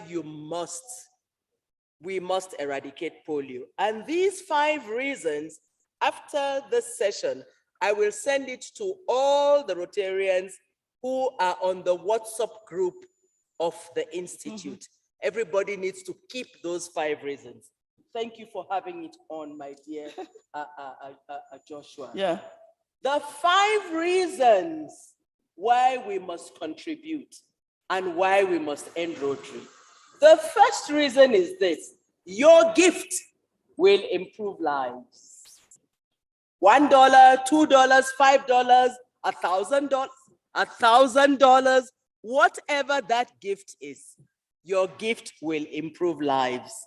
Because like Marie-Irene said, 20 million people who otherwise would have been paralyzed today.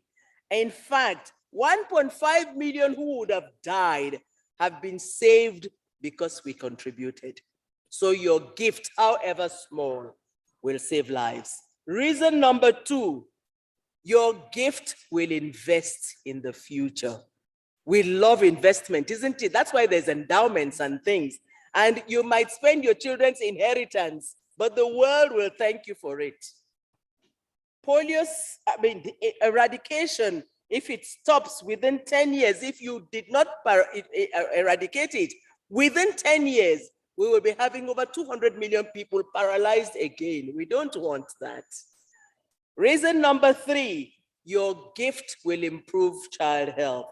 Don't forget that polio eradication and the GPEI effort doesn't only stop with polio. That's why it's polio plus.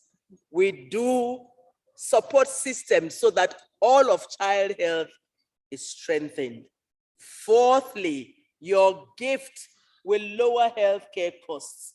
The less people they are paralyzed, the less the state spends on disability care. So we will reduce health costs in all countries. And fifth, you want to be part of history. Your gift will make history. There was only one other disease eradicated from the face of the earth, and that was smallpox. We want this to be the second. Don't you want to be part of that history? I want to be known as someone who contributed towards that.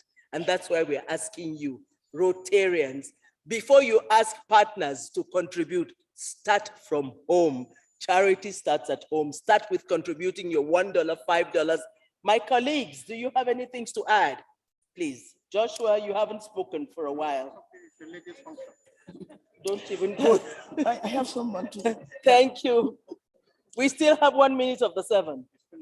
Is it finished? Yes. Do you have anything to add, Marie-Reine? Nous sommes à ça, à ça. Et l'éradication de la polio est entre vos mains. Est entre vos mains. Si vous le voulez vraiment, chers amis rotariens, en 2026, les cas de polio seront arrêtés. La transmission sera stoppée grâce à vous. Merci pour ce que vous avez déjà fait. Et continuons la route. Thank you very much. Thank you, Stella, for moderating. What a lovely, really an encouraging, enthusiastic panel. And this will motivate all the Rotarians now to ask questions. And as I said before, earlier, that you are going to catch up with these experts during the coffee break, and you can ask them a lot of questions if you want to. Finally, we are about to finish our session, and I think we are on time, right? Our final speaker, he is well known. But first, before going into the speaker and introducing him to all of you, actually, we always forget something for the donation of Rotary Foundation. We always donate for the annual program fund, for the polio, for everything, peace centers and so on, and the areas of focus. But also, we always forget about the endowment fund. Although the endowment fund, its interest and benefit go to the districts and the different clubs because it is on yearly basis. It doesn't go into the share system, which is very good. If you donate the $1,000, you are going to have the interest of this. You can use it into your global grants or district grants if you want to. So now we are with Espen Malberg. He is a manager, philanthropy, and grants at the Rotary International for Europe and Africa. He's a very supportive to Rotarians in Europe and Africa. And this is a very nice thing had happened to him yesterday. And we celebrate with him his birthday. So we wish him a very joyful birthday. Happy birthday, Mal. I won't tell you how old is he, but he's growing older, because when I used to know him, he was too young, but still he was tall. So to the floor is yours. Are you going to sit over there? Yes. Yeah. Thank you. Oh. Chers amis, notre présidente m'a oublié parce que j'étais derrière. C'est tout à fait normal. Et notre session à nous n'a que 15 minutes. Ce n'est pas parce que nous faisons partie des gens qui ont les plus grandes tailles de notre auditoire, mais c'est tout simplement parce qu'il s'agit tout simplement de mettre un focus sur les objectifs du fonds de dotation. Cela ne va durer que 15 minutes. Nous avons notre expert qui a été déjà annoncé par la présidente et qui va nous faire l'essentiel du travail. Mais qu'est-ce que moi je viens faire ici? Je viens ici pour attirer notre attention sur l'existence d'un aspect particulier du fonds de dotation. Et cet aspect-là, c'est le fonds de dotation personnalisé. C'est-à-dire que vous, chacun de vous ici présent, chacun de nous ici présents, nous avons la possibilité de créer à l'intérieur de la Fondation Rotary notre fonds de dotation personnalisé qui va porter notre nom. Par exemple, le fonds de dotation Eric Kimani, le fonds de dotation Idioma Okoro Perle, le fonds de dotation Salifou Bouraïma, pour ne citer que nos MGA, c'est-à-dire nos conseillers de fonds de dotation et de dons majeurs dans notre zone. Maintenant, il y a disons qu'il y a une certaine ampleur que cela prend dans le monde et surtout dans notre zone. Et cela fait que nous avons déjà des cas de fonds de dotation personnalisés qui sont créés et je voudrais que chacun de nous ici présents y adhère. Et alors, si vous êtes intéressé, voyez-moi en tant que Salifou Bouraïma de la région 26 de notre zone, ou bien notre ami Idioma qui est devant moi, qui est de la région 27 de notre zone, ou notre ami Eric Kimani, qui est de la région 28 de notre zone 22. Chers amis, merci beaucoup. Je suis sûr que ma cause est entendue et que vous allez y penser tous. Merci.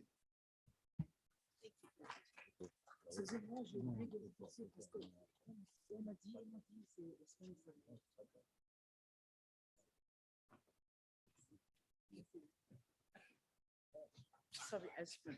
I'm sorry because they didn't tell me that Solvay will be before Espen, so I'm sorry for this. Thank you.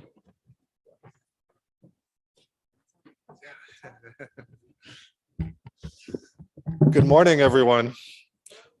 While I wait for George to pull up our slides, I'm just delighted to be able to be here and share with you this, this teaser, this taste of the endowment fund.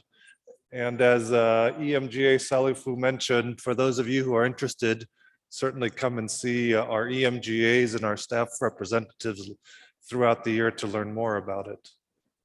I'm also going to encourage you to stick around for the next couple of minutes because after my presentation, there's going to be some awards. So we hope that the districts who are the recipients of these awards are here to collect them. So we look for your attention for a few more minutes. So with that, I'd invite you to picture making a gift today, and it could be $100, it could be $1,000, and envision that this single act of generosity continues to uplift and support communities in need, not just tomorrow, not just next year and the years to come, but for decades and centuries. This type of gift is a cornerstone of a perpetual legacy.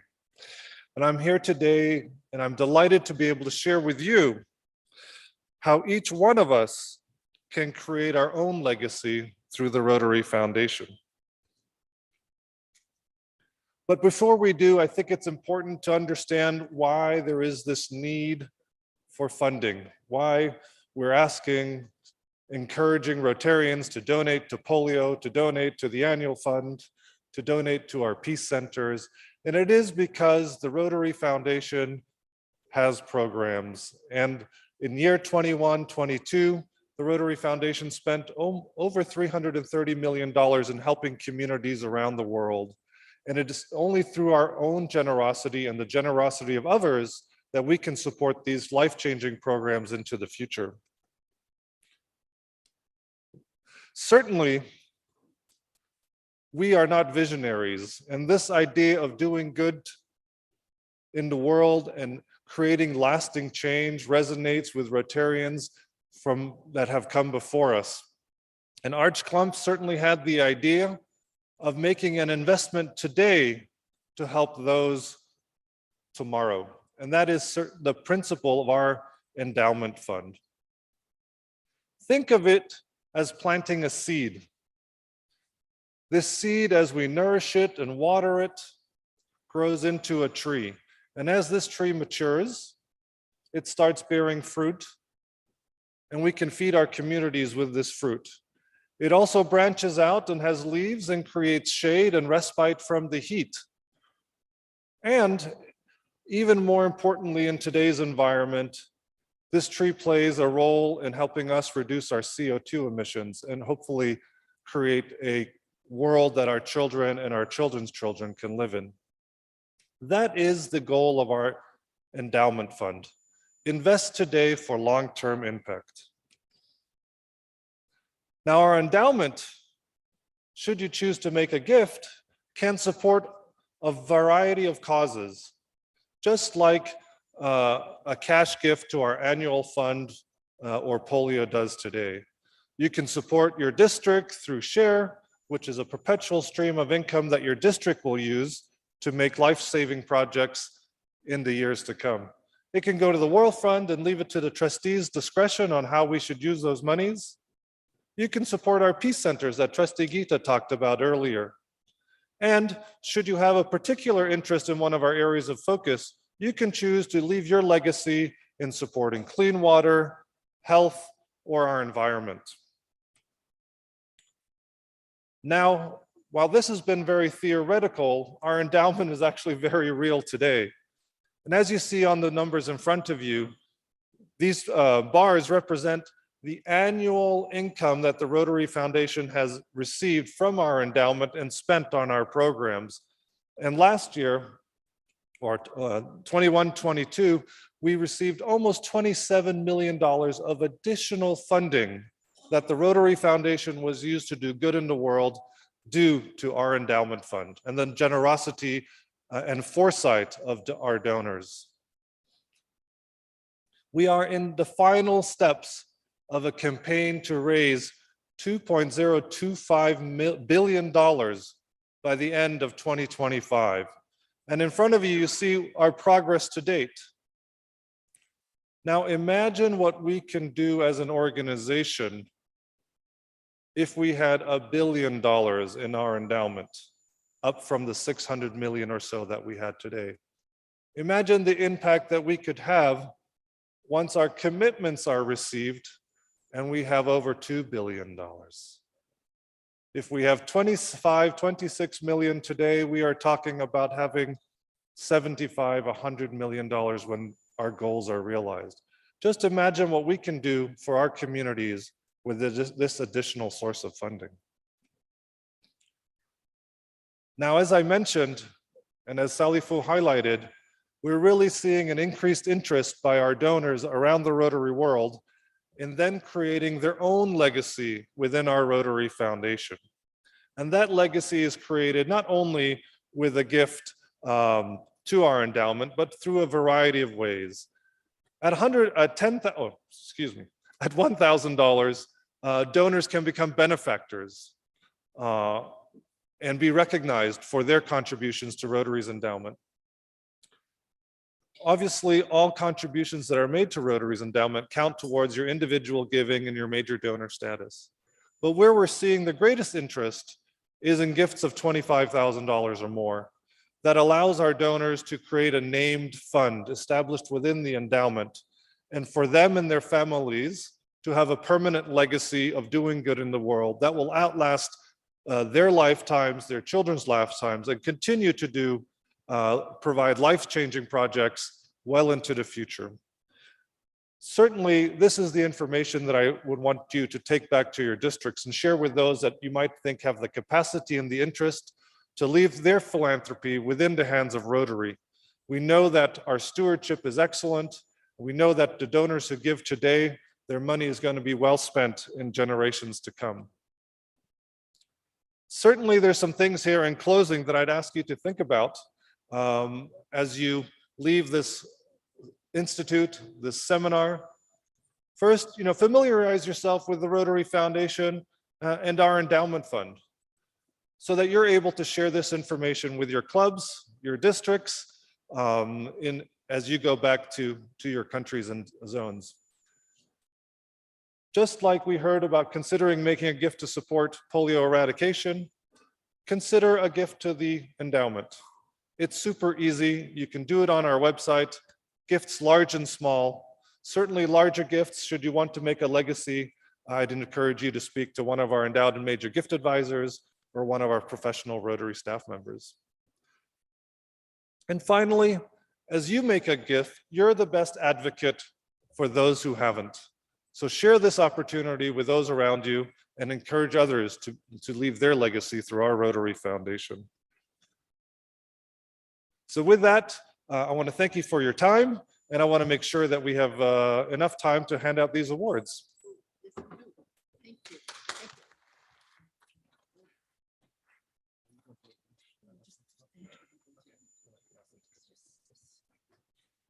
Before distributing the awards, I would like to thank everybody. First of all, I would like to thank you, all of you, for giving your time and at least more than 2 hours. So thank you very much. And we finished on time, by the way. So thank you to all the speakers, starting from Gita Manik, and of course, Stella, and the two Stellas I have actually, and Robert, and also Marianne, Joshua Hassan, and our last one.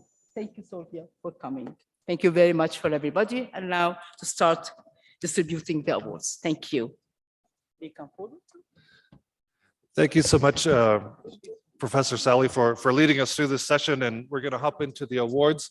If we could ask the Regional Rotary Foundation coordinators and the EMGAs to come up and get themselves organized for their presentations. And in the meantime, if I could ask Trustee Gita to come up, because we do have one special award that we'd like to hand out. For those of you who are not aware, the Rotary Foundation and Rotary International are currently or are in the midst of a polio fundraising campaign. Tomorrow in Rome at the Colosseum, there's going to be a special concert in support of Polio Plus. And donors were invited from the Europe-Africa region to make gifts in support of this concert. The eligible gifts were from 1st of July to 31 August. And I'm delighted that the 3 people from this part of the world made eligible gifts, which is fantastic. For a total of $160,000 was raised in a little under 2 months.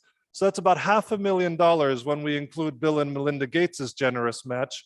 And one of those donors is with us today, and I was asked to bring with me a special certificate from the organizers, Rotary International Director Alberto Cecchini and Trustee Jennifer Jones, who are representing Rotary at this event tomorrow. So if we could ask past District Governor Joshua Hassan to come up and receive his special certificate of appreciation for his contribution to the fight against polio.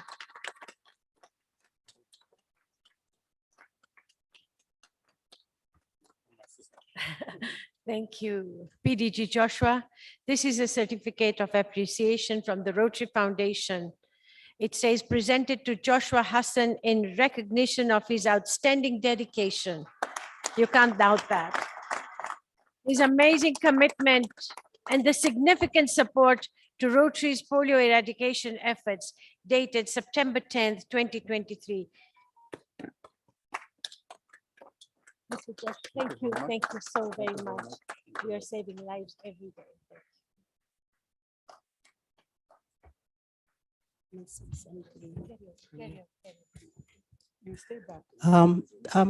We're going to be calling the various districts up to receive their awards. Fortunately, we are really tight on time. We're going to try and manage and minimize the time we take in these awards. We know the districts are excited and would like to take more time with pictures and all, but we're gonna ask the representatives of the district to come up, especially if the immediate past district governor is amongst us. If not, 1 or 2 representatives will suffice to come forward and receive on behalf of the district. Please bear with us. We really have to manage this because everyone is anxious to take a break, and also the program must be within the time that's been allocated. Thank you.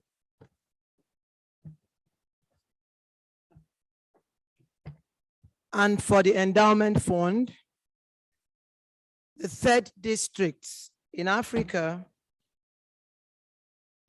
highest given to the endowment fund for Zone 22 for the 2022-23 Rotary year, District 9125 Nigeria.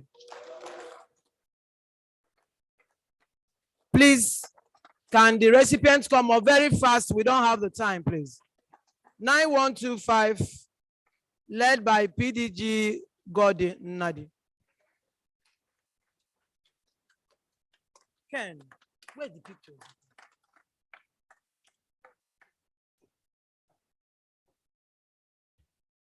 Please, fast. If people want, just stay fast for the pictures, please.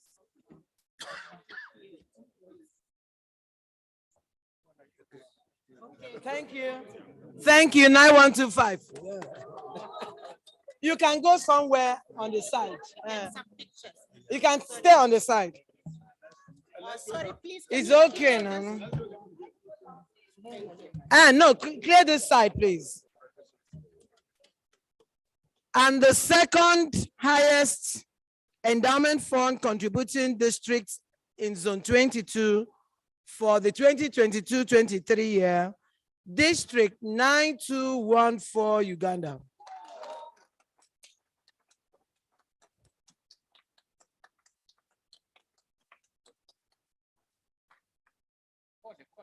Is it only 3 Ugandans? Let the picture be fast and then they will not come. Let the picture be fast so they won't have time to come.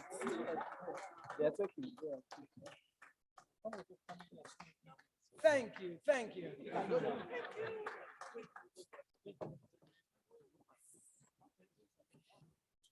And now, to the highest given districts in the whole of the African continent for the year 2022/2023 Rotary year, District 9110, Nigeria.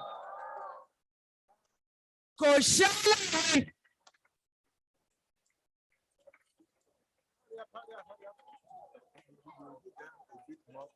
Yeah. 9110. Hurry up.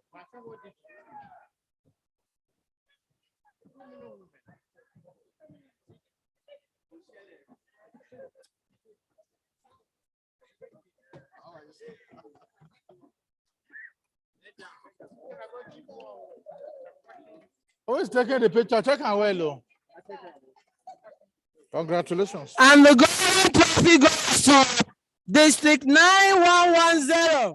Hey, up 9110. Thank you and continue to give. Thanks a million. All right, thank you.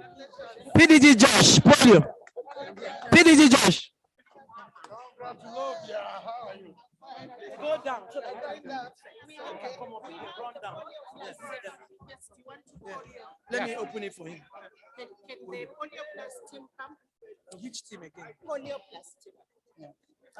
EMPZ team, Polio now, coordinators, please come here. Mira And this time I won't allow you near the microphone. highest given is 9125. Polio now, coordinator, please come here. Hello, do we still have the end Polio Now coordinators in the room? I'd like to thank you so much for all the contributors to Polio Plus Fund. We need more money, and we give this talking paper to those who have tried enough for them to be given, and we hope that they will stand on this way and give more.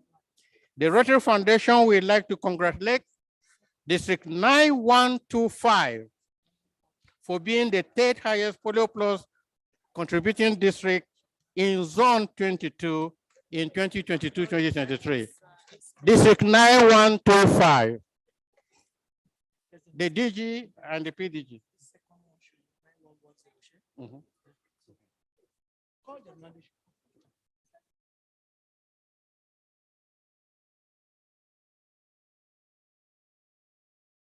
Those who don't give can come and take pictures. I know all of you by name. Now that I mentioned it, no many to me will come. Why are you laughing like something? Give us our word now. Yeah, my first lady is here. Congratulations. Please do a bit more. All right. Shake my hand. My DG. Thank you. My first lady. Thank you. Next. Who is doing 1 minute there? It's now 141, second position. This is now 141. Is Mighty Man here?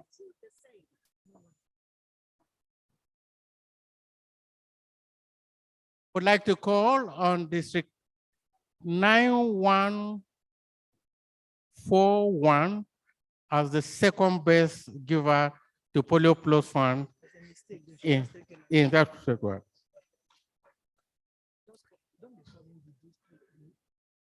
All right, it's the district, but the district is led by somebody now. Which one are you there? Where is the district governor? I saw him now. Where is this dancing man? With the two here. In Agope Commission, we have mistake here, but we can print a new one. Which is this? 4-1 test. This is 911. Gone. 9141. 2. Can you clap for yourself? Clap for them now. They do well. Or they give me plenty money. Hey. Hey, you can go. Go outside the hall and snap picture. Right.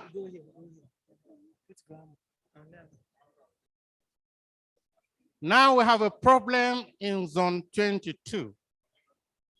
You men are sleeping off.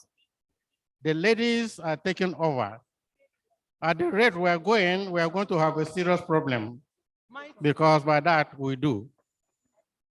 My favorite district when it comes to Polio Plus, District 9110, highest donor to Polio Plus Fund. And the immediate past district governor was also the runners-up in personal giving to the first donor of $27,000 by a lady in the Rotary Club of Jos South. You can smile. This is worth it.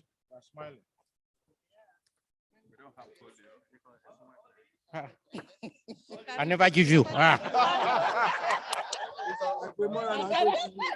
Give him a hand of applause, please. And you trust me, anything people do, I do my own again in addition. This trophy is from Region 27, 2022-2023, highest given district to Polio Plus Fund. District 9110, Nigeria. Commission day tonight, oh. Koshele, baby. Okay, you do. Make I go, John.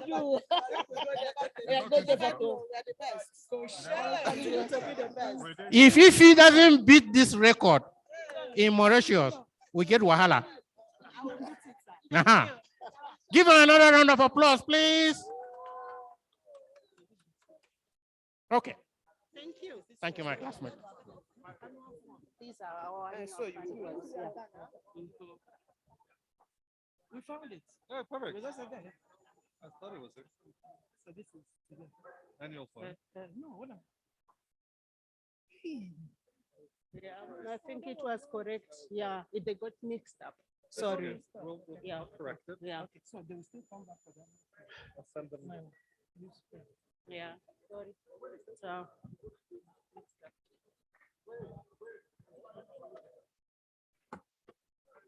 Think so.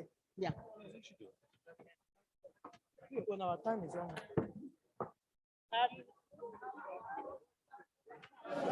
Fellow Rotarians, we still have two more to quickly go through. Please bear with us. Two more, lot of awards to go through. We now looking at the highest annual fund contributing district in zone 22 for 22-23. And the third highest is district 9213. Please come forward, district 9213. 9213. Thank you. Please come through this way.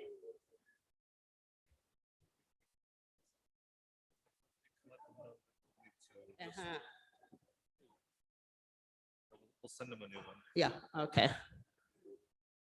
Please get ready. The second highest annual fund contributing district is district 9125. Please just stand close by. District 9125. Annual fund contribution, second place.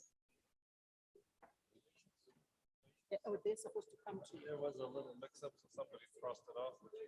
So we're gonna send them a new one, but if you wanna hold them. And the top is 9125 here. Thank you. Okay, congratulations. Mhm.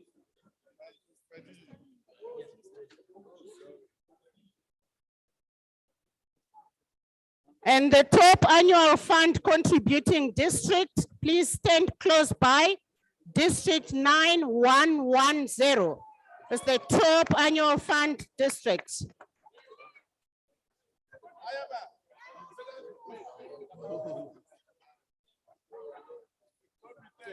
That's one of yours too.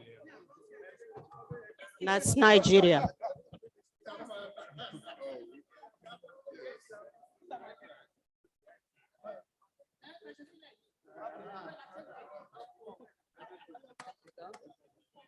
Um, 9110, please come forward. 9110.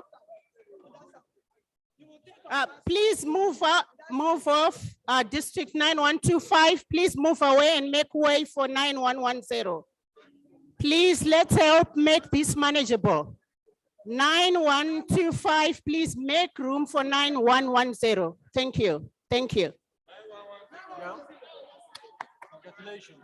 That's right.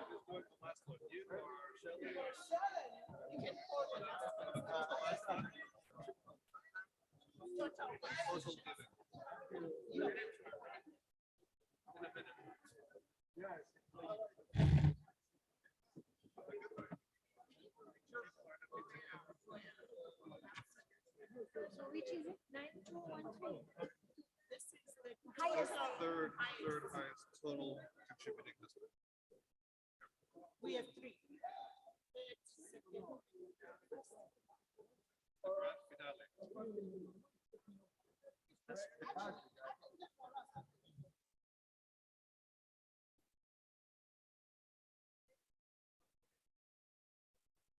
Thank you. So thank you for 9110. Please, 9110, please make way for the next slot. Thank you. Thank you. Well done, 9110. Thank you for your giving. We appreciate you.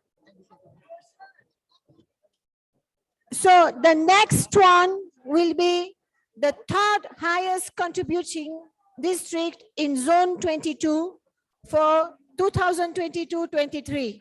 It will be the total one, and it's district 9213. District 9213, please.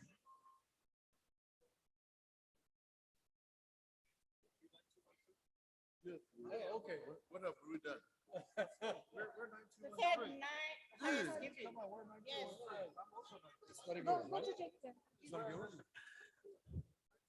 9113, are you here for your third highest total giving?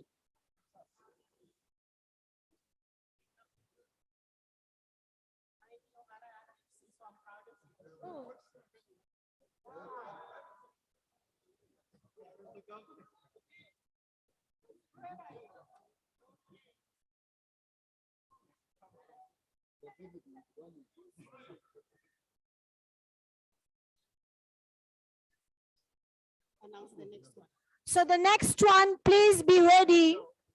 The second highest contributing district in zone 22 for 22-23 will be district 9125. Nigeria.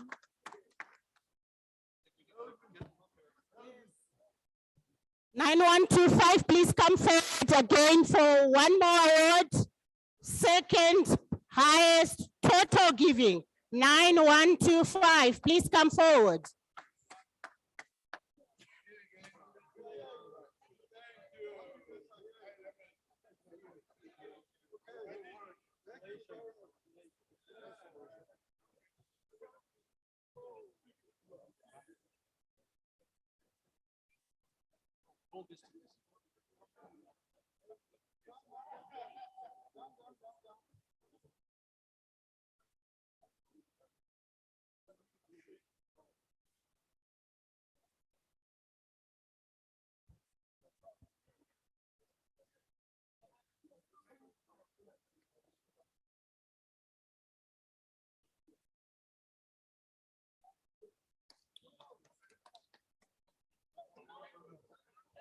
And the last one, be ready. The top contributing district in zone 22 for 22-23. It's district 9110. Again, Nigeria. 9110, please come.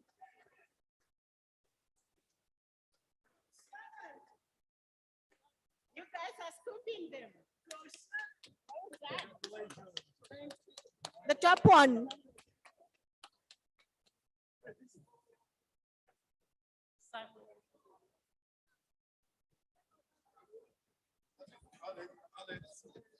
Are you part of us now? The top overall giving districts on this in the zone, district 9110. Thank you, well done. We appreciate you, we love you. Thank you for the announcement.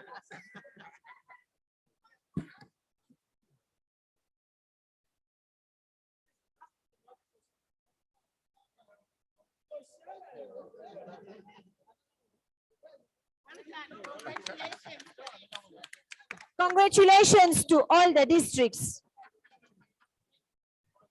Well done. Thank you, thank you. Thank you all the districts that won the awards. We appreciate your gifts. Please continue supporting the Rotary Foundation. And those that didn't get awards today, we know we are also doing a lot to support the Rotary Foundation. Let's all continue giving. We are going to have a few announcements from the Sergeant at Arms. Thank you. Hello. Just announce that we haven't finished the foundation seminar. Oh, we're going. It's continuing, yeah. Okay. Hello, hello, may I have your attention, please? May I have your attention, please? Hello? Shh. May I have your attention, please? May I have your attention, please? Hello, attention, please. Maybe I do the announcement when we are back from this. Oh, I have to say that it's 15 minutes. Huh? Hello, please don't go out for tea yet. Please don't leave the auditorium. Hello? I think just wait. It's not gonna stop. Okay.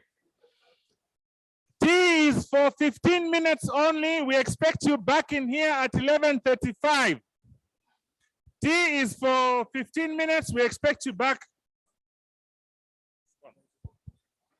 We expect you back at 11:35. Please come back at 11:35.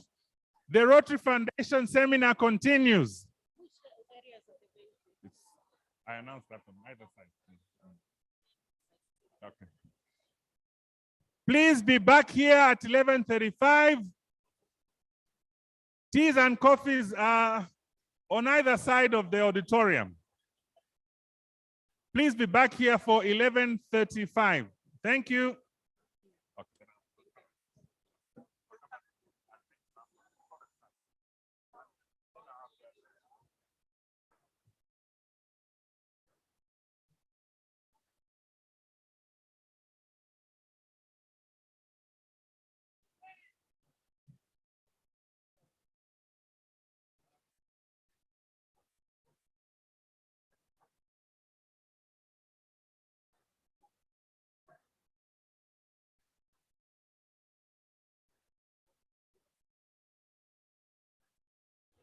Thank you.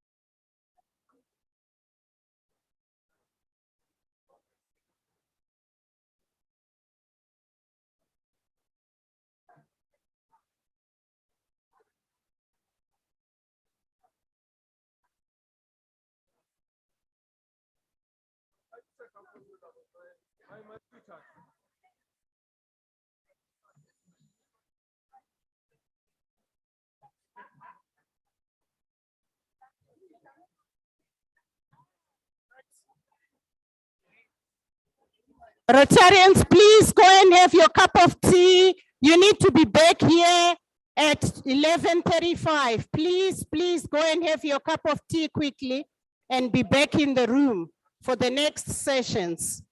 Please, Rotarians.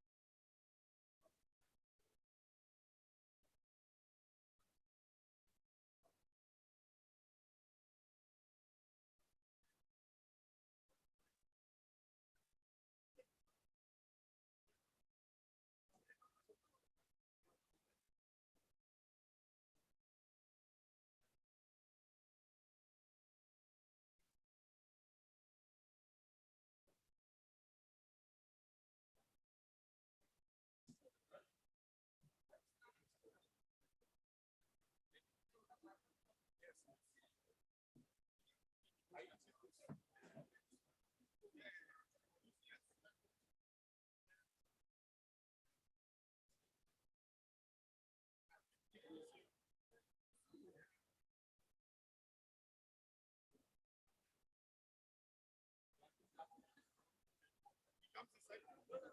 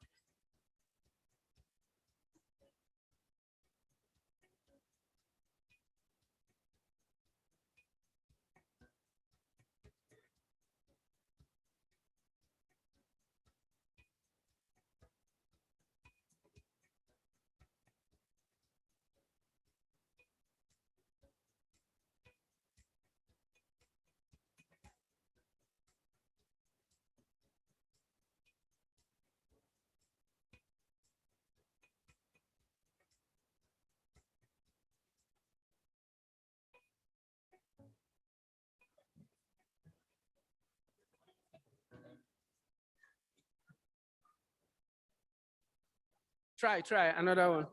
Good.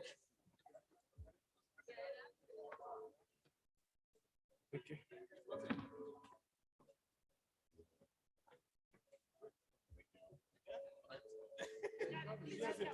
Why not?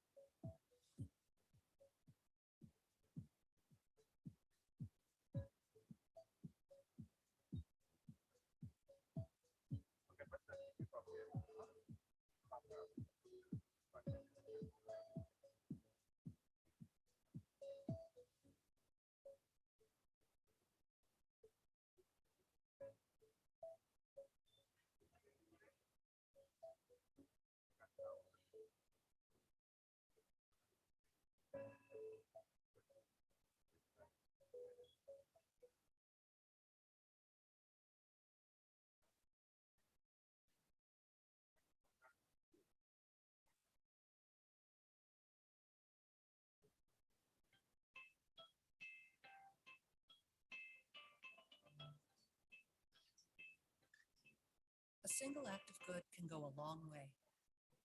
It can cross oceans, cure disease, and create equality. As members of Rotary, we are people of action, and our actions have the power to speak loud and clear. We're changing lives and creating opportunities through our groundbreaking work in clean water, sanitation, and hygiene. Our global grants help communities create and maintain water resources close to home, because when clean water is within a child's grasp, so is a safe and promising future. We're committed to supporting sanitation projects that meet the needs of women and girls.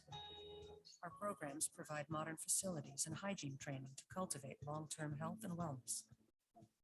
From safe access to water to private toilets and programs to teach healthy habits, we're working in homes, clinics, and schools to help families live healthy lives. Rotary Club members unite to create a world where water, sanitation, and hygiene are cornerstones of self-confidence and dignity, well within the reach of families who need it most. With more than a century of experience in service, Rotary is uniquely positioned to meet the challenges of today and fulfill the promise of a peaceful, healthy tomorrow. Your contribution to the Rotary Foundation keeps families connected to a world of good. Every gift is an action that speaks volumes across classrooms, communities, and continents. Learn how you can support the cause that means the most to you.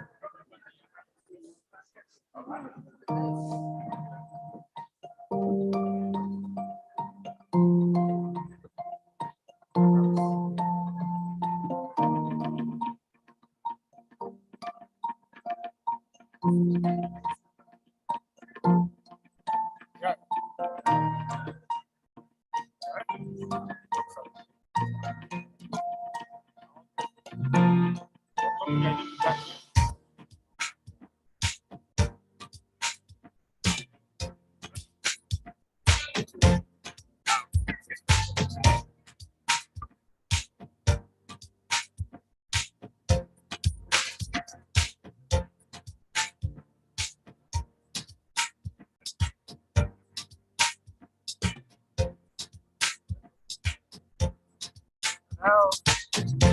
Hello. Please, can I have Yassi? Jimmy, can I have you on stage? Eric? Eric? Eric, can I have you on stage? Kennedy, please.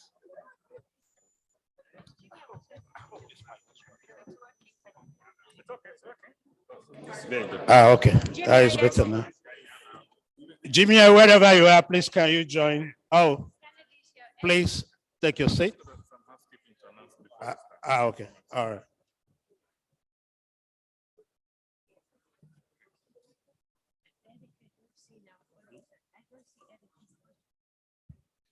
Let's take our seats, please. We need to start.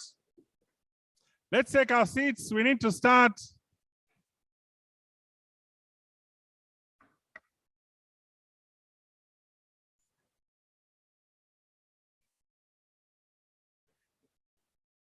Let's take our seats quickly. We need to start. Oh, is it not now? No. Oh, it's next session. Okay. Yeah, we can take that. Yeah, the other side. Oh, you can sit there.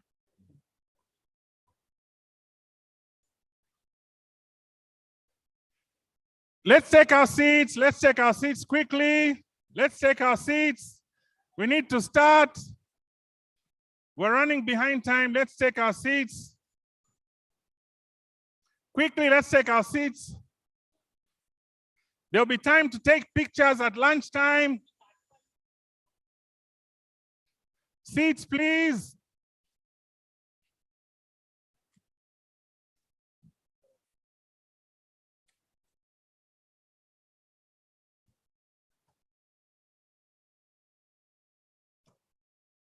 Seats, please, quickly.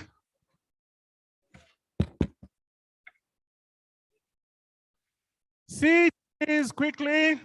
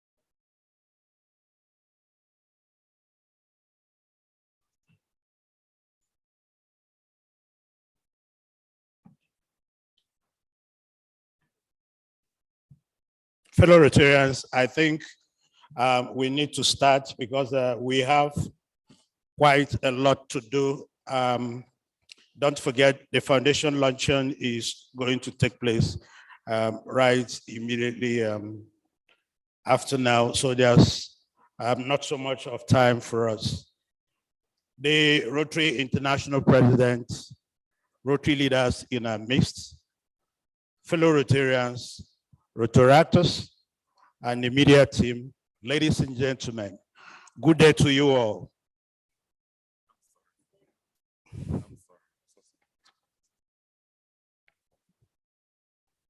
I'm sorry, PDG Elvis. Just some quick announcement, housekeeping.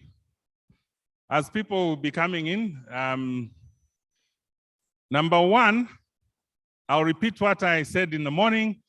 There's a lunch for major donors on the first floor in the other building where you remember where we had lunch the last 2 days, there's some directional signs there.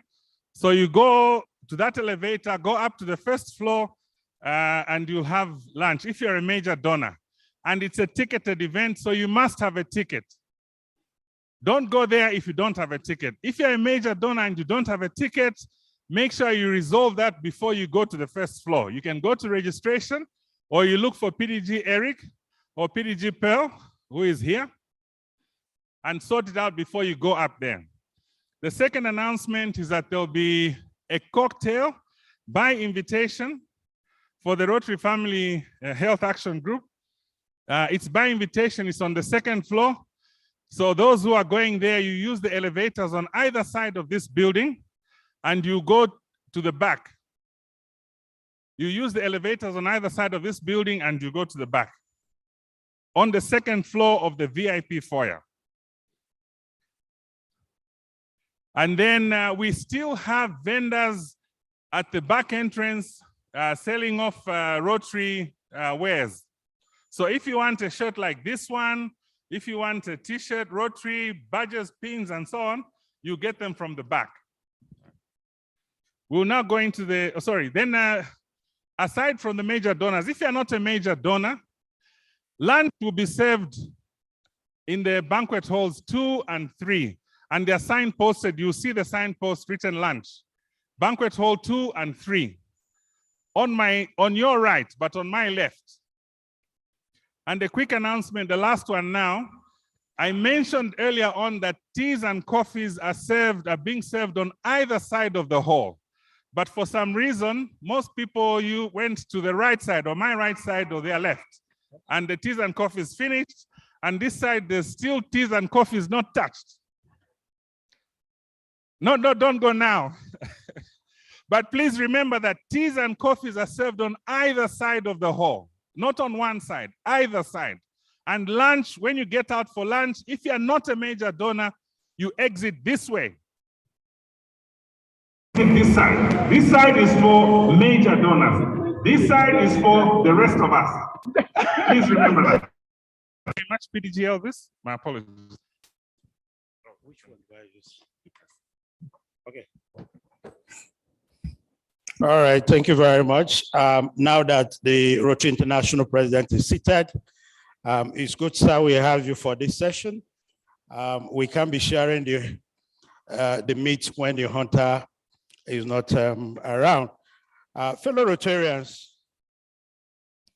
partnerships between Rotarians and Rotaractors involve collaboration in various projects and initiatives.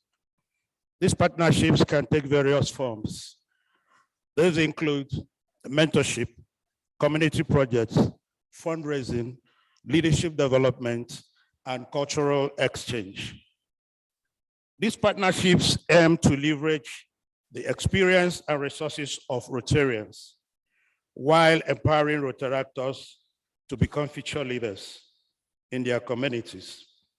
It is a mutually beneficial relationship that fosters personal growth, professional development, and meaningful service. Here with us to discuss how Rotarians and Rotaractors can work together on projects and fund development areas are very distinguished Rotaractors who graduated into Rotary. Some are still holding their membership of being a Rotaractor and still being Rotarians. They have done so much for the Rotary and Rotaract world. And we have three distinguished facilitators this afternoon. I will start by my immediate left, Eric Liswaniso. Eric is a Rotaractor. He is equally a Rotarian of the Rotary Club of Ndola and Rotaract Club of Lusaka. He is known for his work and partners for a malaria-free Zambia project, which has trained and deployed over 2,500 community health workers in Zambia. Please make welcome Eric. We also have on the panel, Kennedy Gaya. Kennedy Gaya is the charter president of Rotary Club of Jibali. I hope I got that right. He is a past DRR, a very ambitious and courageous dreamer. He is an auditor by profession and very, very passionate about Rotary and Rotaract. Can we make welcome? And of course, the only lady in the panel, yeah, Jimmy Yasmin. Jimmy is an IT infrastructure expert. He is the past country chair for Kenya District 9212, serving her community with passion, and she has in her DNA quite a lot of passion for Rotary. She's a Rotaractor that transitioned well into Rotary. She is currently the current chair for program of scale. Let's make welcome Jamia Yassin. Fellow Rotarians, distinguished ladies and gentlemen, before us this afternoon is to discuss how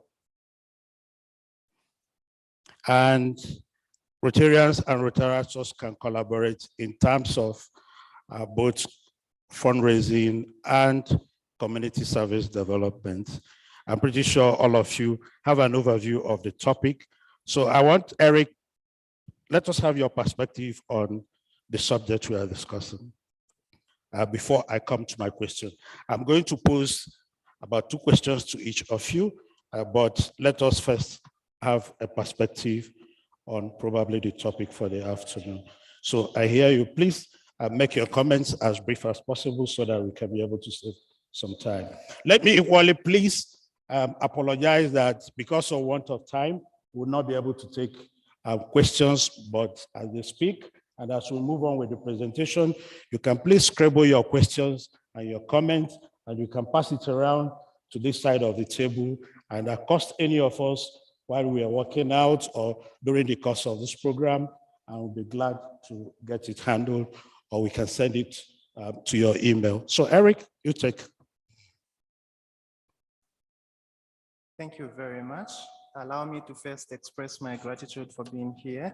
It's really an honor and a privilege to be before all of you. I want to extend my greeting to RI President. Thank you for being here, sir.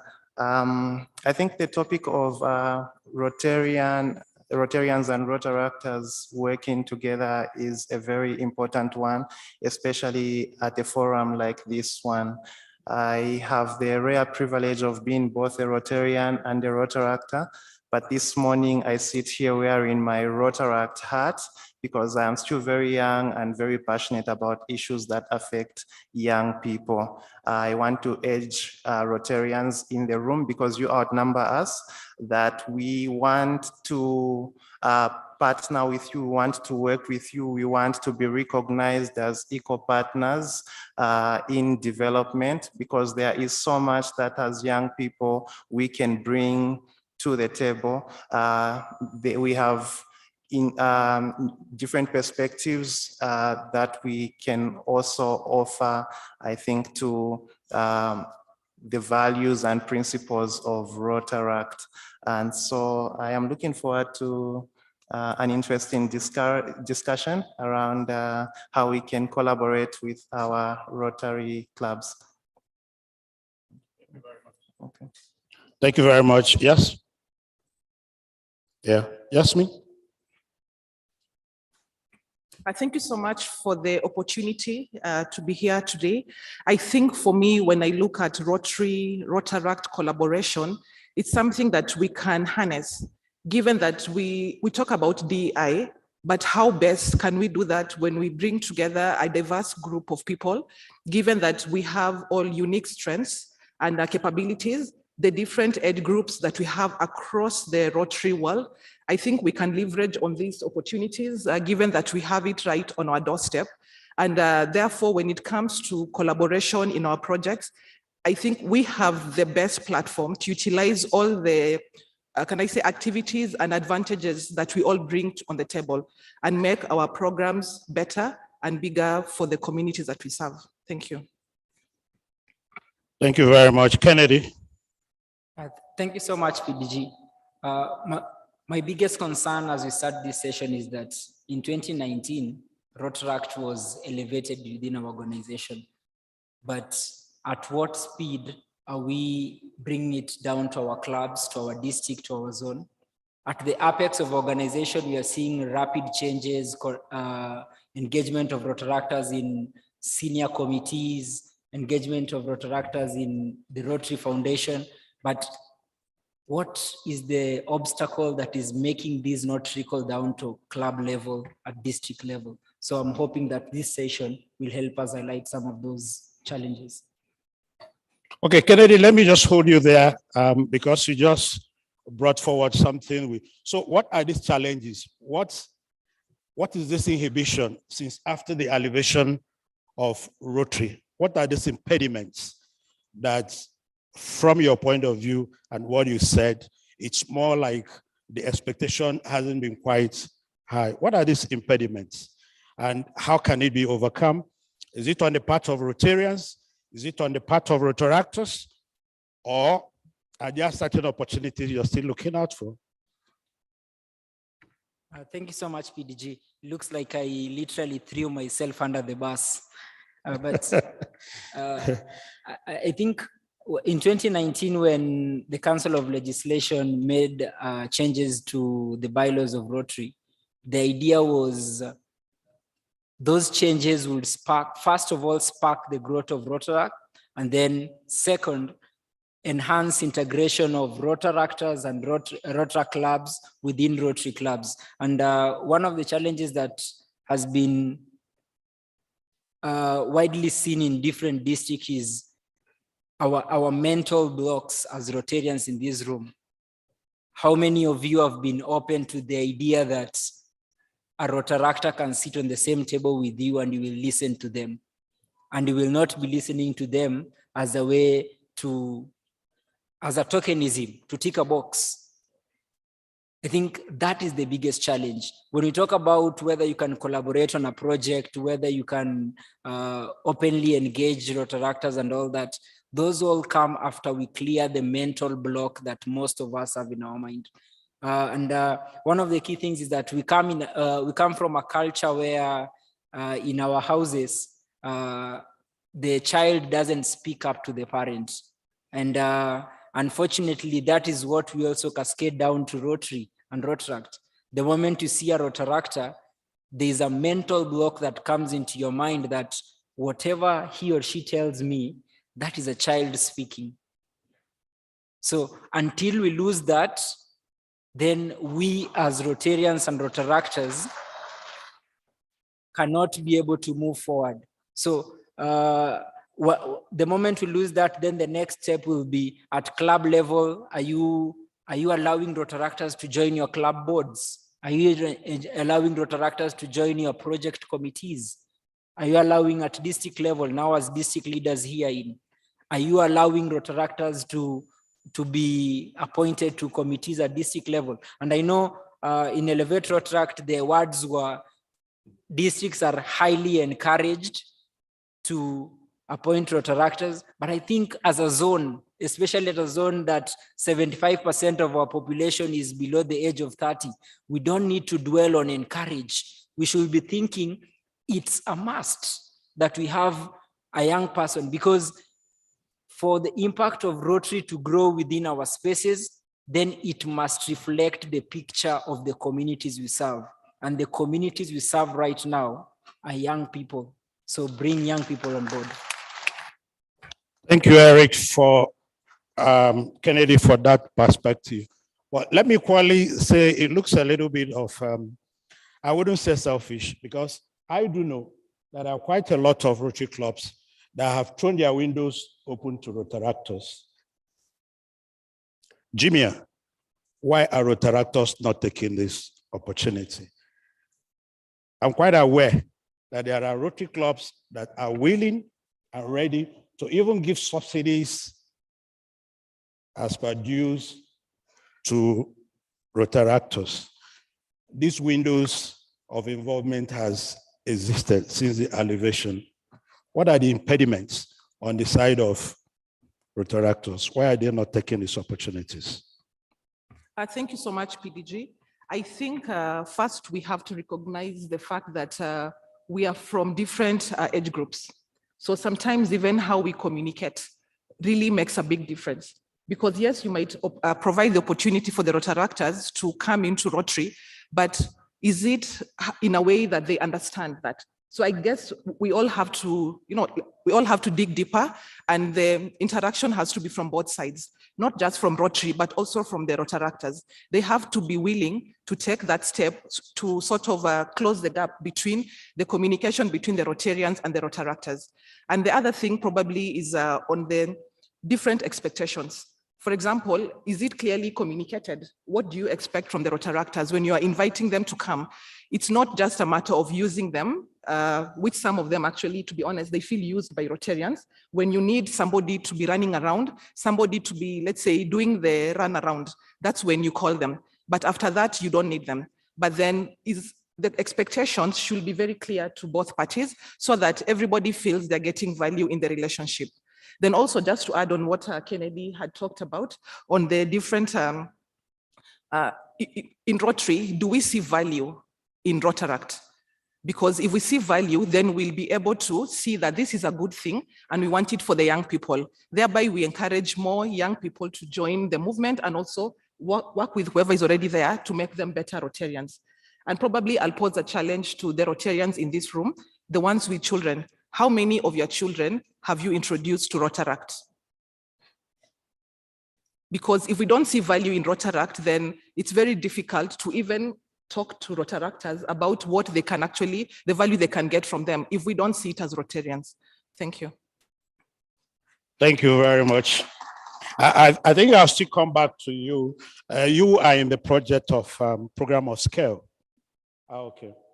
What are some of the successful examples of joint projects and fundraisers that Rotarians and Rotaractors have collaborated in your district or in the region, which can be probably exported to other districts?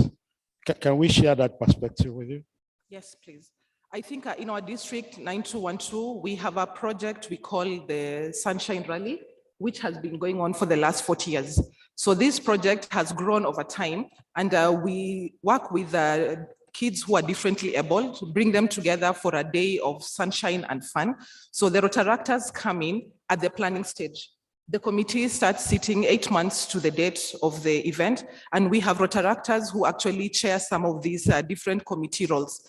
So you'll find the collaboration between the Rotarians and the Rotaractors usually starts from the planning stage, when you all have one objective, so we all know why we are doing the activity, and all these, the Rotaractors come, do most of the running around, and actually make sure that this activity is actually a success.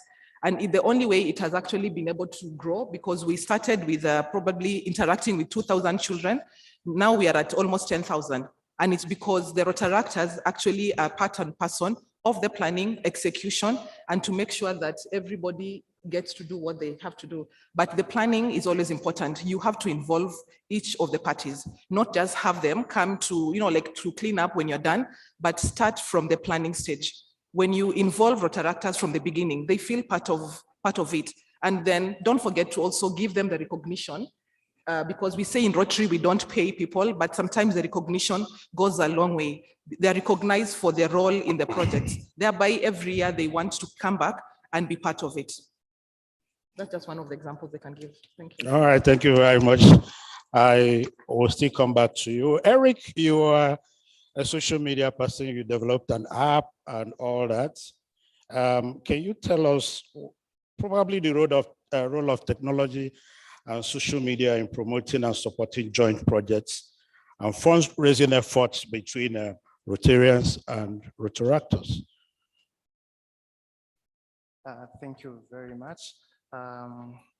Yeah, I have the privilege of working for the Partners for a Malaria-Free Zambia project, where we work very closely with young people, but to...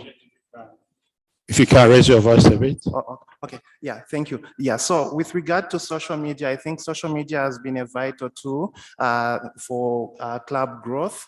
When I speak about my Rotaract Club, the Rotaract Club of Lusaka, 50% of our membership join through social media. We have a lot of engagement through social media, a lot of people looking at the work that we have done and asking via our social platforms, how can we become a part of this work? And so as young people, we are uniquely positioned because we are an innovative generation, and we possess all these technical skills that, if harnessed properly, can contribute significantly to the growth of Rotary.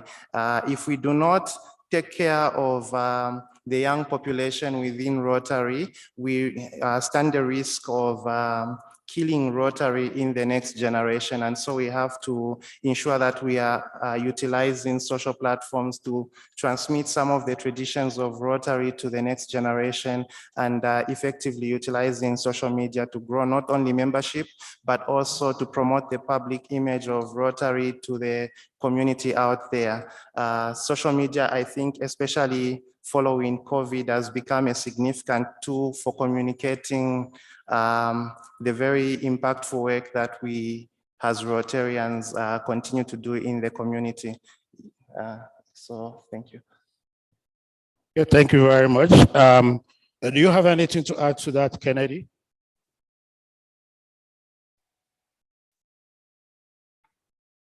Thank you so much, PDG. I think I come from a very unique Rotary Club. Last year, we chartered the Rotary Club of Jabali, and our idea behind chartering that club was we wanted to take advantage of flexibility of the younger members of Rotary, and to give them a space where they can grow while still doing service to their community. And our club, all our meetings are virtual. And so within that space, then our key challenge is how to portray and build our space within the social media and different virtual engagements to ensure that our members feel engaged at club level and at global level also. And one of the things that has worked best for us is the chance to do small buddy group meetings virtually, and then using those spaces to allow people who are liking our posts on Instagram and Facebook to join in on those spaces. And in coming in, they will learn about Rotary. And one of the things that really draws people to Rotary are the different topics that we talk about aside from Rotary. So how can we take advantage of the expertise? For example, in this room, there are people with ages and ages of experience in certain lines of work. We can be able to use these people as key speakers who then come into different, be it Twitter spaces, be it Instagram Live, be it Facebook Live, and in them attracting people to listen to them speak about their experience and different conditions that you are in, be it economic, medical, mental health. When they come in, we take advantage of that and speak a little bit about Rotary. So those are the areas you can take advantage, create spaces that we talk about topics that resonate to people in the society. And then while doing that, we mentioned Rotary and speak about our goal and what we are doing out there as an opportunity to bring in more people and create greater impact. Thank you very much, Kennedy. I'll still stick to you. Probably, I don't know if we have, how many Rotaractors do we have in the hall? How many? Or Rotarians? Okay, Kennedy, I'll come to you now. What opportunities are available for Rotaractors in the Rotary Foundation? And how can district leaders or Rotarians support this, either at the club level or at the district level? Thank you so much, PDG. On the onset of Elevate Rotaract, there are a lot of things that opened up to Rotaractors, and some I believe that people in this room are aware of, but it's important that we emphasize a lot of the opportunities that came up. And from January 2022, Rotaract clubs became eligible to get district grants. And just to pose a question in the room, how many districts have allowed Rotaractors to access district grants in their districts? So I'm seeing 1, 2. I'm hoping they're not from the same district. You can 3, speak 4. up a bit so that I can hear that question. I'm not sure so many people. How many, yeah, let me just pull my microphone closer. How many districts in this room have allowed Rotaract clubs in their district to access district grants? So that is about 5 of 17 districts. So that is where we are. And that opportunity became available to Rotaractors from January 2022. And in July 2022, then an opportunity opened up that Rotaract clubs can now get global grants. How many districts have been able to help their Rotaract clubs to be an implementing partner or a sponsor partner in a global grant? So I'm now seeing 3 hands up. Yeah. More coming up. I'm just hoping, ideally my statistics in this room is not right, because I'm not sure if the same districts are lifting their hands. But one of the things that as districts we can do is that we are now encouraged to invite Rotaractors to grant management seminars so that they can get learnings in what the whole process of grants takes and what is expected of them. I also highly encourage you to appoint Rotaractors to district committees and subcommittees. Invite Rotaractors to grant funded projects.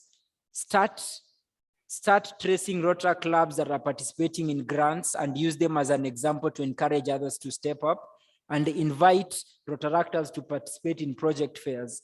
And to Rotaractors, an opportunity can be granted unto you and you may never benefit if you don't step up. So to the Rotaractors here and to mentors of Rotaractors, let Rotaractors learn more about grants and push them to learn about grants, because these are opportunities they can only take advantage of if they learn. I also encourage you to take an active role in implementing global grant funded projects and ensure that you have proper membership reported on RI so that RI has a clear picture of your membership. But the other benefits that are not largely spoken about include Rotaractors through the trustees of the foundation still remain eligible to benefit from grant funded scholarships. And as a zone in Africa, I think I would like to encourage all Rotary clubs. Imagine if all Rotary clubs in Africa was competitively every year inviting at least 1 Rotaractor to be funded for a global grant study. We would be having about 11,000 Rotaractors doing masters out of global grants. Imagine the kind of impact and ownership that will be creating within Rotaractors. Just to go through them quickly. Kennedy, I think I like your passion for this. I've been told we have very limited time. Yeah, just allow me quickly. How many do you have? Three more.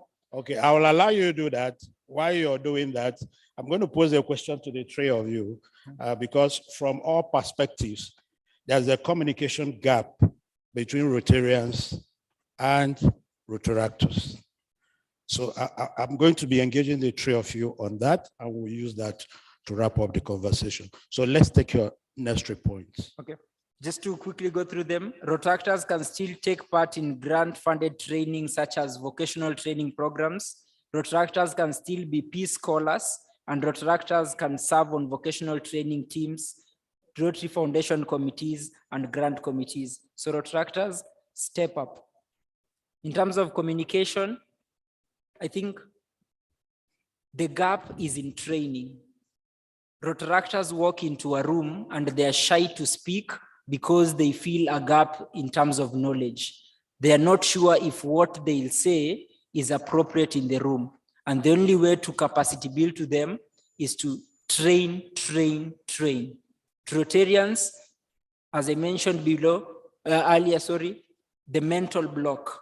We need to allow Rotaractors to speak and speak to them and listen to them. But at the same time, Rotaractors, these are opportunities given unto you, and you'll probably not find them in another organization. So my encouragement to you, step up, and take advantage of these opportunities. Thank you. Thank you very much. Thank you. Let me come to you, Justin. What strategies, in your thinking, can be employed to promote better communication and understanding between Rotarians and Rotaractors? Because all the emphasis, it looks like there's a gap between that linkage. As somebody who has gone through the 2 platforms, being a Rotaractor, being a Rotarian, what strategies can be employed? Eric, I will equally want to get your opinion on that, and then we'll wrap up. So, thank you, PDG. I think one of the challenges we have is, I think, the communication gap between the Rotaractors and the Rotarians. And this usually comes from a point of misunderstanding. First of all, if we don't know why we are in the room, then that becomes a problem because everybody has different expectations. So if you're able to communicate this very clearly, then we can break some of the barriers. The other thing I have seen, probably even for myself, what works for me is a mentorship. Rotarians, as Rotarians, we have very good skills, experiences across life, basically. If we are able to mentor Rotaractors, hold one Rotaractor and bring them to the table, I guess that also sometimes it sort of makes it easier for the Rotaractors to even have the confidence, because as Kennedy said, some Rotaractors maybe are scared to walk into a room full of Rotarians. But if you get a Rotarian who will be able to hold their hand and bring them together into the room, it becomes very easy. And one thing that has actually worked for me generally in my life is, I think, the mentorship I have received from the different Rotarians across the different divides, whether it's career-wise, whether it's somebody talking about entrepreneurship, and just even being a good value system in Rotary. Mentorship usually does the trick, because as we know, mentorship sort of bridges that gap and short circuits the process for the Rotaractors. So there's no point of leaving somebody to struggle, doing something when we can easily reach out and help them. It becomes easier. So if we can have intentional mentorship programs between Rotarians and Rotaractors, I guess we can easily bridge that gap. Thank you. Thank you very much. Eric? Thank you very much. I want to start by saying communication is twofold. You have non-verbal communication and verbal communication. What you communicate non-verbally speaks volumes about the value that you assign to Rotaractors. What strategies can we employ? I think what we are seeking as Rotaractors is meaningful engagement. Assign us meaningful responsibilities. 5 minutes ago, a question was asked, how many Rotaractors are in the room? And very few hands went up. The reason is simple. It's not because Rotaractors are not interested in attending such important events, but it is because it is extremely prohibitive for Rotaractors to participate in forums like this one. Number one, the fees are extremely high for young professionals to be able to afford to attend a conference like this one. Secondly, you have we have among ourselves lawyers, doctors, we have project managers within the Rotaract fraternity, but most of them at a conference like this one are assigned waiting roles, ushering roles. They are our chauffeurs. And in a way, we are non-verbally communicating that as a Rotaractor, you are only good to take us from point A to point B. You cannot sit at a table where decisions are being made. And as long as that mindset is within us, we are communicating something to the young people. And sometimes we do not feel that we have an opportunity to fully engage, like my friend spoke about, because already as I'm coming to the table, I can sense all the eyes looking down on me like there's nothing significant that I can contribute to the room. But we went to university, we completed our degrees, and we are looking to you to mentor us, to give us an opportunity to learn, to grow, and to become professionals like you have become. Thank you very much, Eric. I think that was passionate. Well, if PDG Williams was here, I do know that quite a lot of Rotaractors are involved in the HOC committee and equally doing all the planning. Well, I think one message has been sent, and that message is, let's give the Rotaractors more opportunities. Let us get them more involved, and let us always appreciate and recognize them. I do see your hand, but because of want of time, we may not be able to take your question, but I will plead that please write it and just bring it. We'll be able to handle it. But if you can assure me you'll be as brief, we can, okay, we don't have the time. So fellow Rotarians, ladies and gentlemen, I want to sincerely appreciate Eric for your time and your perspective. Of course, Kennedy, PDRR, thank you so much for always coming anytime we want you. And of course, Jimia Yassin, a replica of my daughter. Thank you so much for coming and for your time and your perspective. Fellow Rotarians, I think we'll call it a day at this point in time. Please, can we appreciate them with a round of applause? I think that one is for me. Can they have theirs? Thank you, Chairman Elvis. Thank you, Rotaractors. I think we need you to mentor us now. Thank you so much. I'd now like to call upon EMGA, EMGA, Pearl. Please come and share with us your thoughts. In the meantime, the questions that you have, I have them. I need your email address so that we can actually address all the queries that you have. Please give us your email address with your questions. Thank you. Thank you, Trustee Gita. You agree with me. It looks like I'm the one standing between you and lunch. So we'll try to run this session fast. We are going to combine the two sections so that we'll be able to release you to go for lunch. Let me invite on stage PDG Ahmed Sada, is the Rotary Regional Rotary Foundation, Regional Rotary Foundation, Region 27, District 245, Egypt.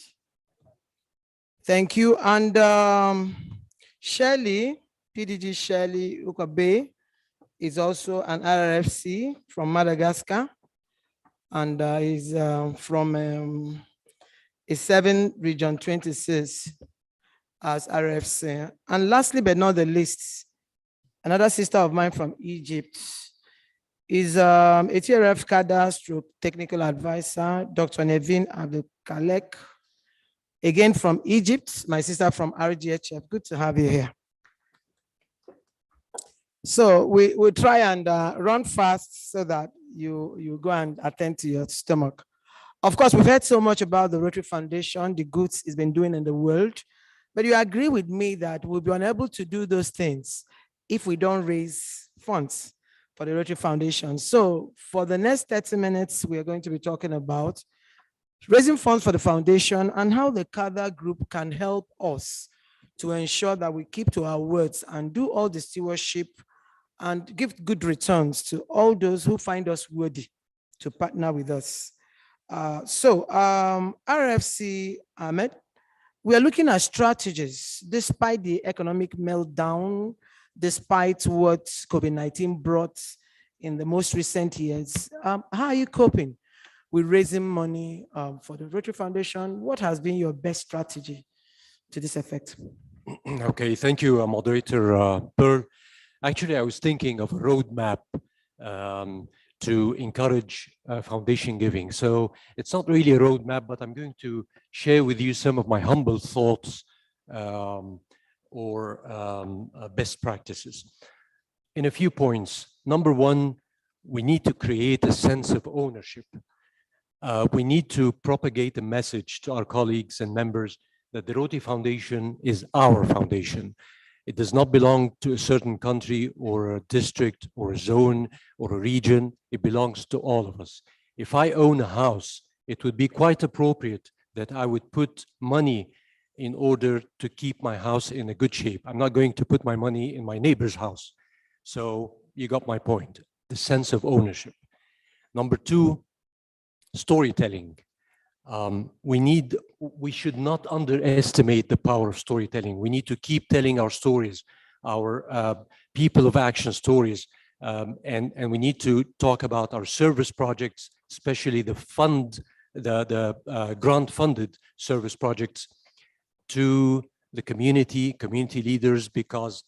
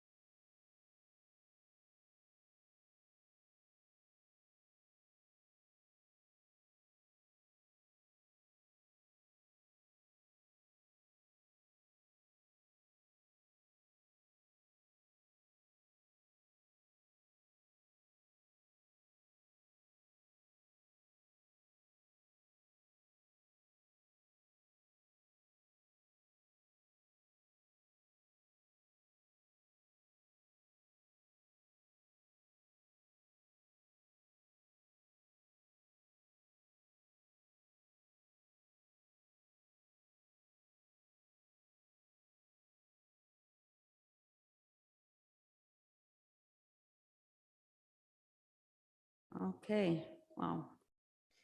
Fine. How many of the district governors who are here, the district governors elects or past district governors, or promoted the cadre in their Rotary events, in their district events? How many? Okay, thank you.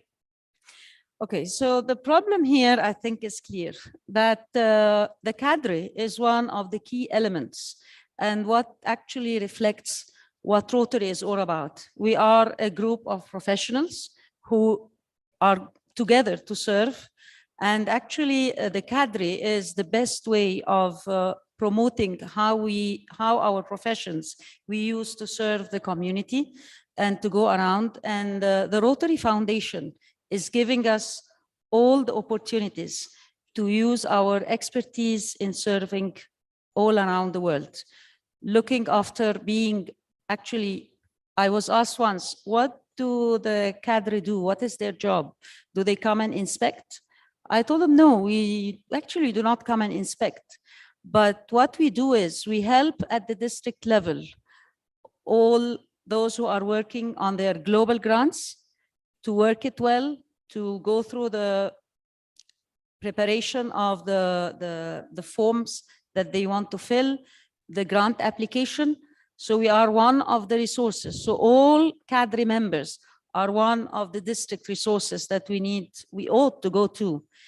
And in the same time, we are the eyes and the ears of the trustees, because the board of trustees of the Rotary Foundation, they cannot go to all project sites. So definitely they need a professional, whether in each of the areas of focus, to go out there and to have the questions, to know what is happening. Is the stewardship going well? Is the money well spent? Because the money is our money that we are giving and we are donating to the foundation for the projects. So we are making sure that our money that we donated is being spent properly in the objectives and in the activities that are done. One of the key elements also that we support, and this is what the Board of Trustees is looking for, is the sustainability of the projects. What the money is spent on stays on. So the project is there, we finish it, we have our RCC there, we have our beneficiaries there. So we go back again 5 years later. When we go back 5 years later and we find that the beneficiaries and the clubs are still happy working together and are still having the same impact, that's fantastic. And I think that's one of the things that I'm proud of, that I was part of when we visited Pune last month in July with the Rotary Foundation looking at the sustainability tools. We visited the schools there, and this is one of the key elements that, and this is what the cadre does. The cadre helps in this, and I believe that each cadre member needs to invite another Rotarian to become a cadre member. All professions are there, and the cadre, if we look at the expense, we are very expensive hours that are donated, and this is how we are a resource. We are all here in the room here, resources that once we apply online and we are there, this is very good. And also one of the interesting things that we started last year and it got effectively this year is the mentorship with the cadre. So anyone who would start becoming a cadre member will have a mentor to go through with. So this is how if we can say what it is, the main aspects. And definitely my advice to all district governors elects who are going to start their year very soon, please implement and have the cadre session, have the cadre talk about themselves and ensure that they are use the cadre members in your district, because they are a resource, and a resource that is full of giving and also a lot of thoughts and advice. This is very important and this is key. So I'm looking forward to seeing more cadre members next time. I personally was invited by one of the cadre members to apply. And that was one of the turning points in my life. I mean, I've been there for several years. I went to 3 field visits plus the last visit. So it's quite interesting. We get to have also more fellowship and we generate more global grants. So when I started visiting India as a cadre member with my club and other clubs in Egypt, we started having global grants jointly with India. So it does a lot when we are talking about the cadre. There is a lot, and maybe we can talk more, but I know that we don't have enough time. Yeah, So I hope I answered your questions. Thank you so much. Dr. Nevin is still around with us. I mean, for the rest of the institute period, you can still have a chat, but I'm happy that the district governors are here and the district governor-elects and committees are here. So even as you plan for your year, please make the cadre an integral part of your plan. In another few months, you're going to be doing your Rotary Foundation seminars and ensure that you have a slot for them so that they can come and engage Rotarians and tell them what to do. Lastly, RFC Sahad, a lot has been said today about Rotarians' involvement in giving. And one of the speakers also said something about, it's not just about giving so much, it's to ensure that Rotarians give no matter how little, and they are consistent because the gifts and the works of the Rotary Foundation is consistent. How will you, as part of your strategy, encourage Rotarians to give no matter how little? How will you do that? Okay. Yeah. Okay, fine. Well, we need to let our colleagues know that any donation is something good for the foundation. We all know that a polio vaccine costs less than $1. So any gift to the Rotary Foundation can make a difference and can change lives. The one thing that I would like to say before we wrap up is that we need to challenge ourselves to make a giving plan to our foundation every single year. We need to challenge ourselves to lead by example. We need to challenge ourselves to be punctual on reporting, grant reporting. We need to challenge ourselves to create hope in the world. Thank you. Thank you. Back to you, Shelley. We have the good opportunity of having the Rotary International president present with us here. I know about the disaster funds and all that Rotary did, even in Ukraine when they had their strike. Do you think the Rotary Foundation needs to do more, or you think they're doing enough to ensure that the money that we raise from the Rotary Foundation comes back to our communities to actually do good? Are there any more things you think they should do? Because he's here with us.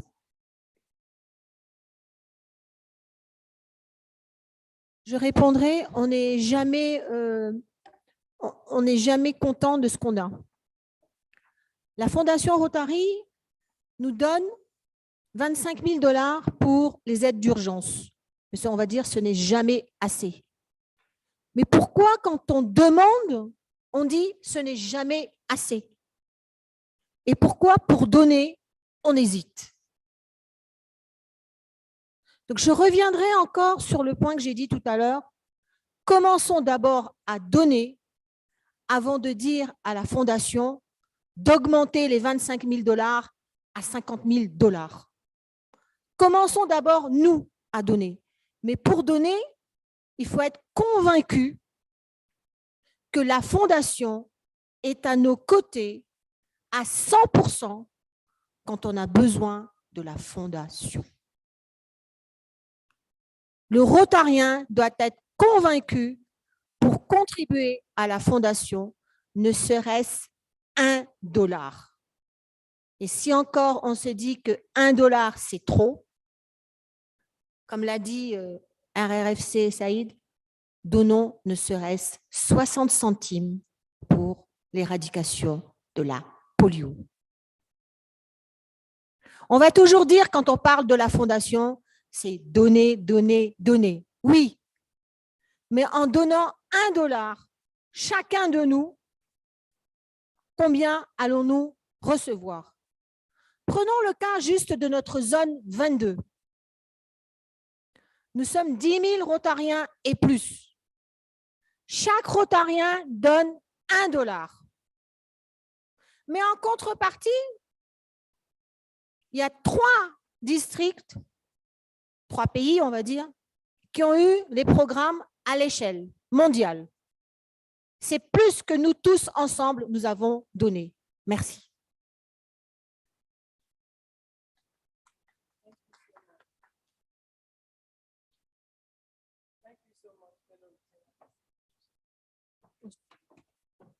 You agree with me that even the time we have for this session will actually not be enough to talk about the strategy. The strategies are enormous. But the good thing you need to take away from here is that the Rotary Foundation is trustworthy. That's the reason why the likes of Bill and Melinda Gates Foundation have remained consistent with us. There's no other, I can't think of any magic that will turn a $1 to 3, if not for what we're getting with the Bill and Melinda Gates. And again, the Rotary Foundation does with your money exactly what they promised to do with your money. Charity Navigator has upheld us over how many years, consistently running, and we can't go wrong. So what I want to part with you, in addition to what they've said, is please don't stop giving to the Rotary Foundation. It's a foundation of good, it's the right foundation. And for someone I engaged this afternoon, I think she's going to be speaking to us at the foundation luncheon. The thing is that the more you give, the more you receive. And the hand that gives remains on top. Trust the foundation and you will never go wrong. So I want to thank all of you for all your consistency to the Rotary Foundation. For those of you that are going to join us shortly for the recognition luncheon, that is one of those things we do to make our donors feel special and know that we appreciate them. Please join us now at the Rotary Foundation luncheon and ensure you come with your card. We just want to spoil you silly. See you shortly. Thank you. Thank you, PDG Ijeoma. Sorry, my dear. Thank you, PDG Ahmed. Thank you so much for all your works. Thank you, Shelley. Thank you, Dr. Naveen. We are grateful. Thank you. Thank you. Another round of applause for this amazing panelists. Thank you. Friends and family of Rotary, thank you for attending this seminar. You've been very patient, but I hope that you go away feeling a little bit more charged, with a little bit more knowledge for the foundation. I would like to sincerely thank President Gordon and Heather for being with us. Thank you, fellow leaders, panelists, presenters, IT specialists and experts, our staff from USA and Zurich office, subject matter experts who have assisted us in preparation. There's so many silent heroes and heroines, the organizers, who are allowing us to have the foundation seminar. Of course, without you, the Rotary members and Rotaract members, your spouses, we could not have done this. So I'd like to thank you. I hope that this session was beneficial and that you go away carrying some meaningful memories and learnings from this. Thank you very much. Yes, yeah. Thank you. Taken a lot. Don't finish. It's only that I missed the French. I'm speaking into the microphone. Good afternoon, fellow Rotarians. Our Sergeant at Arms is not yet here and we don't want to keep anyone waiting. This session is closed, the foundation seminar. Thank you everybody for coming and for your contributions. We'll try to get back to you, those who submitted questions. As announced earlier, if you have a major donor card invitation, you go this way and you'll find signage as to where the lunch for the major donors is. If you are not one of those and not in the major donor invitation function, you go to this side. And there are two hallways there where the lunch is going to be served. Sessions will start again at 2:15, which is 14:15.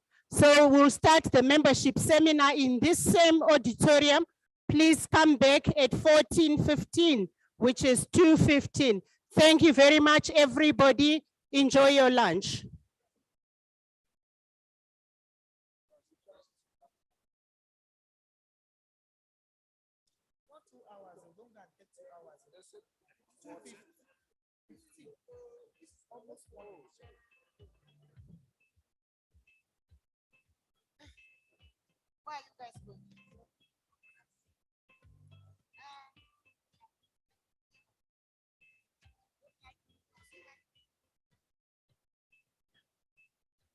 Good afternoon. Good afternoon. Somebody dropped a card, a hotel card for Protea.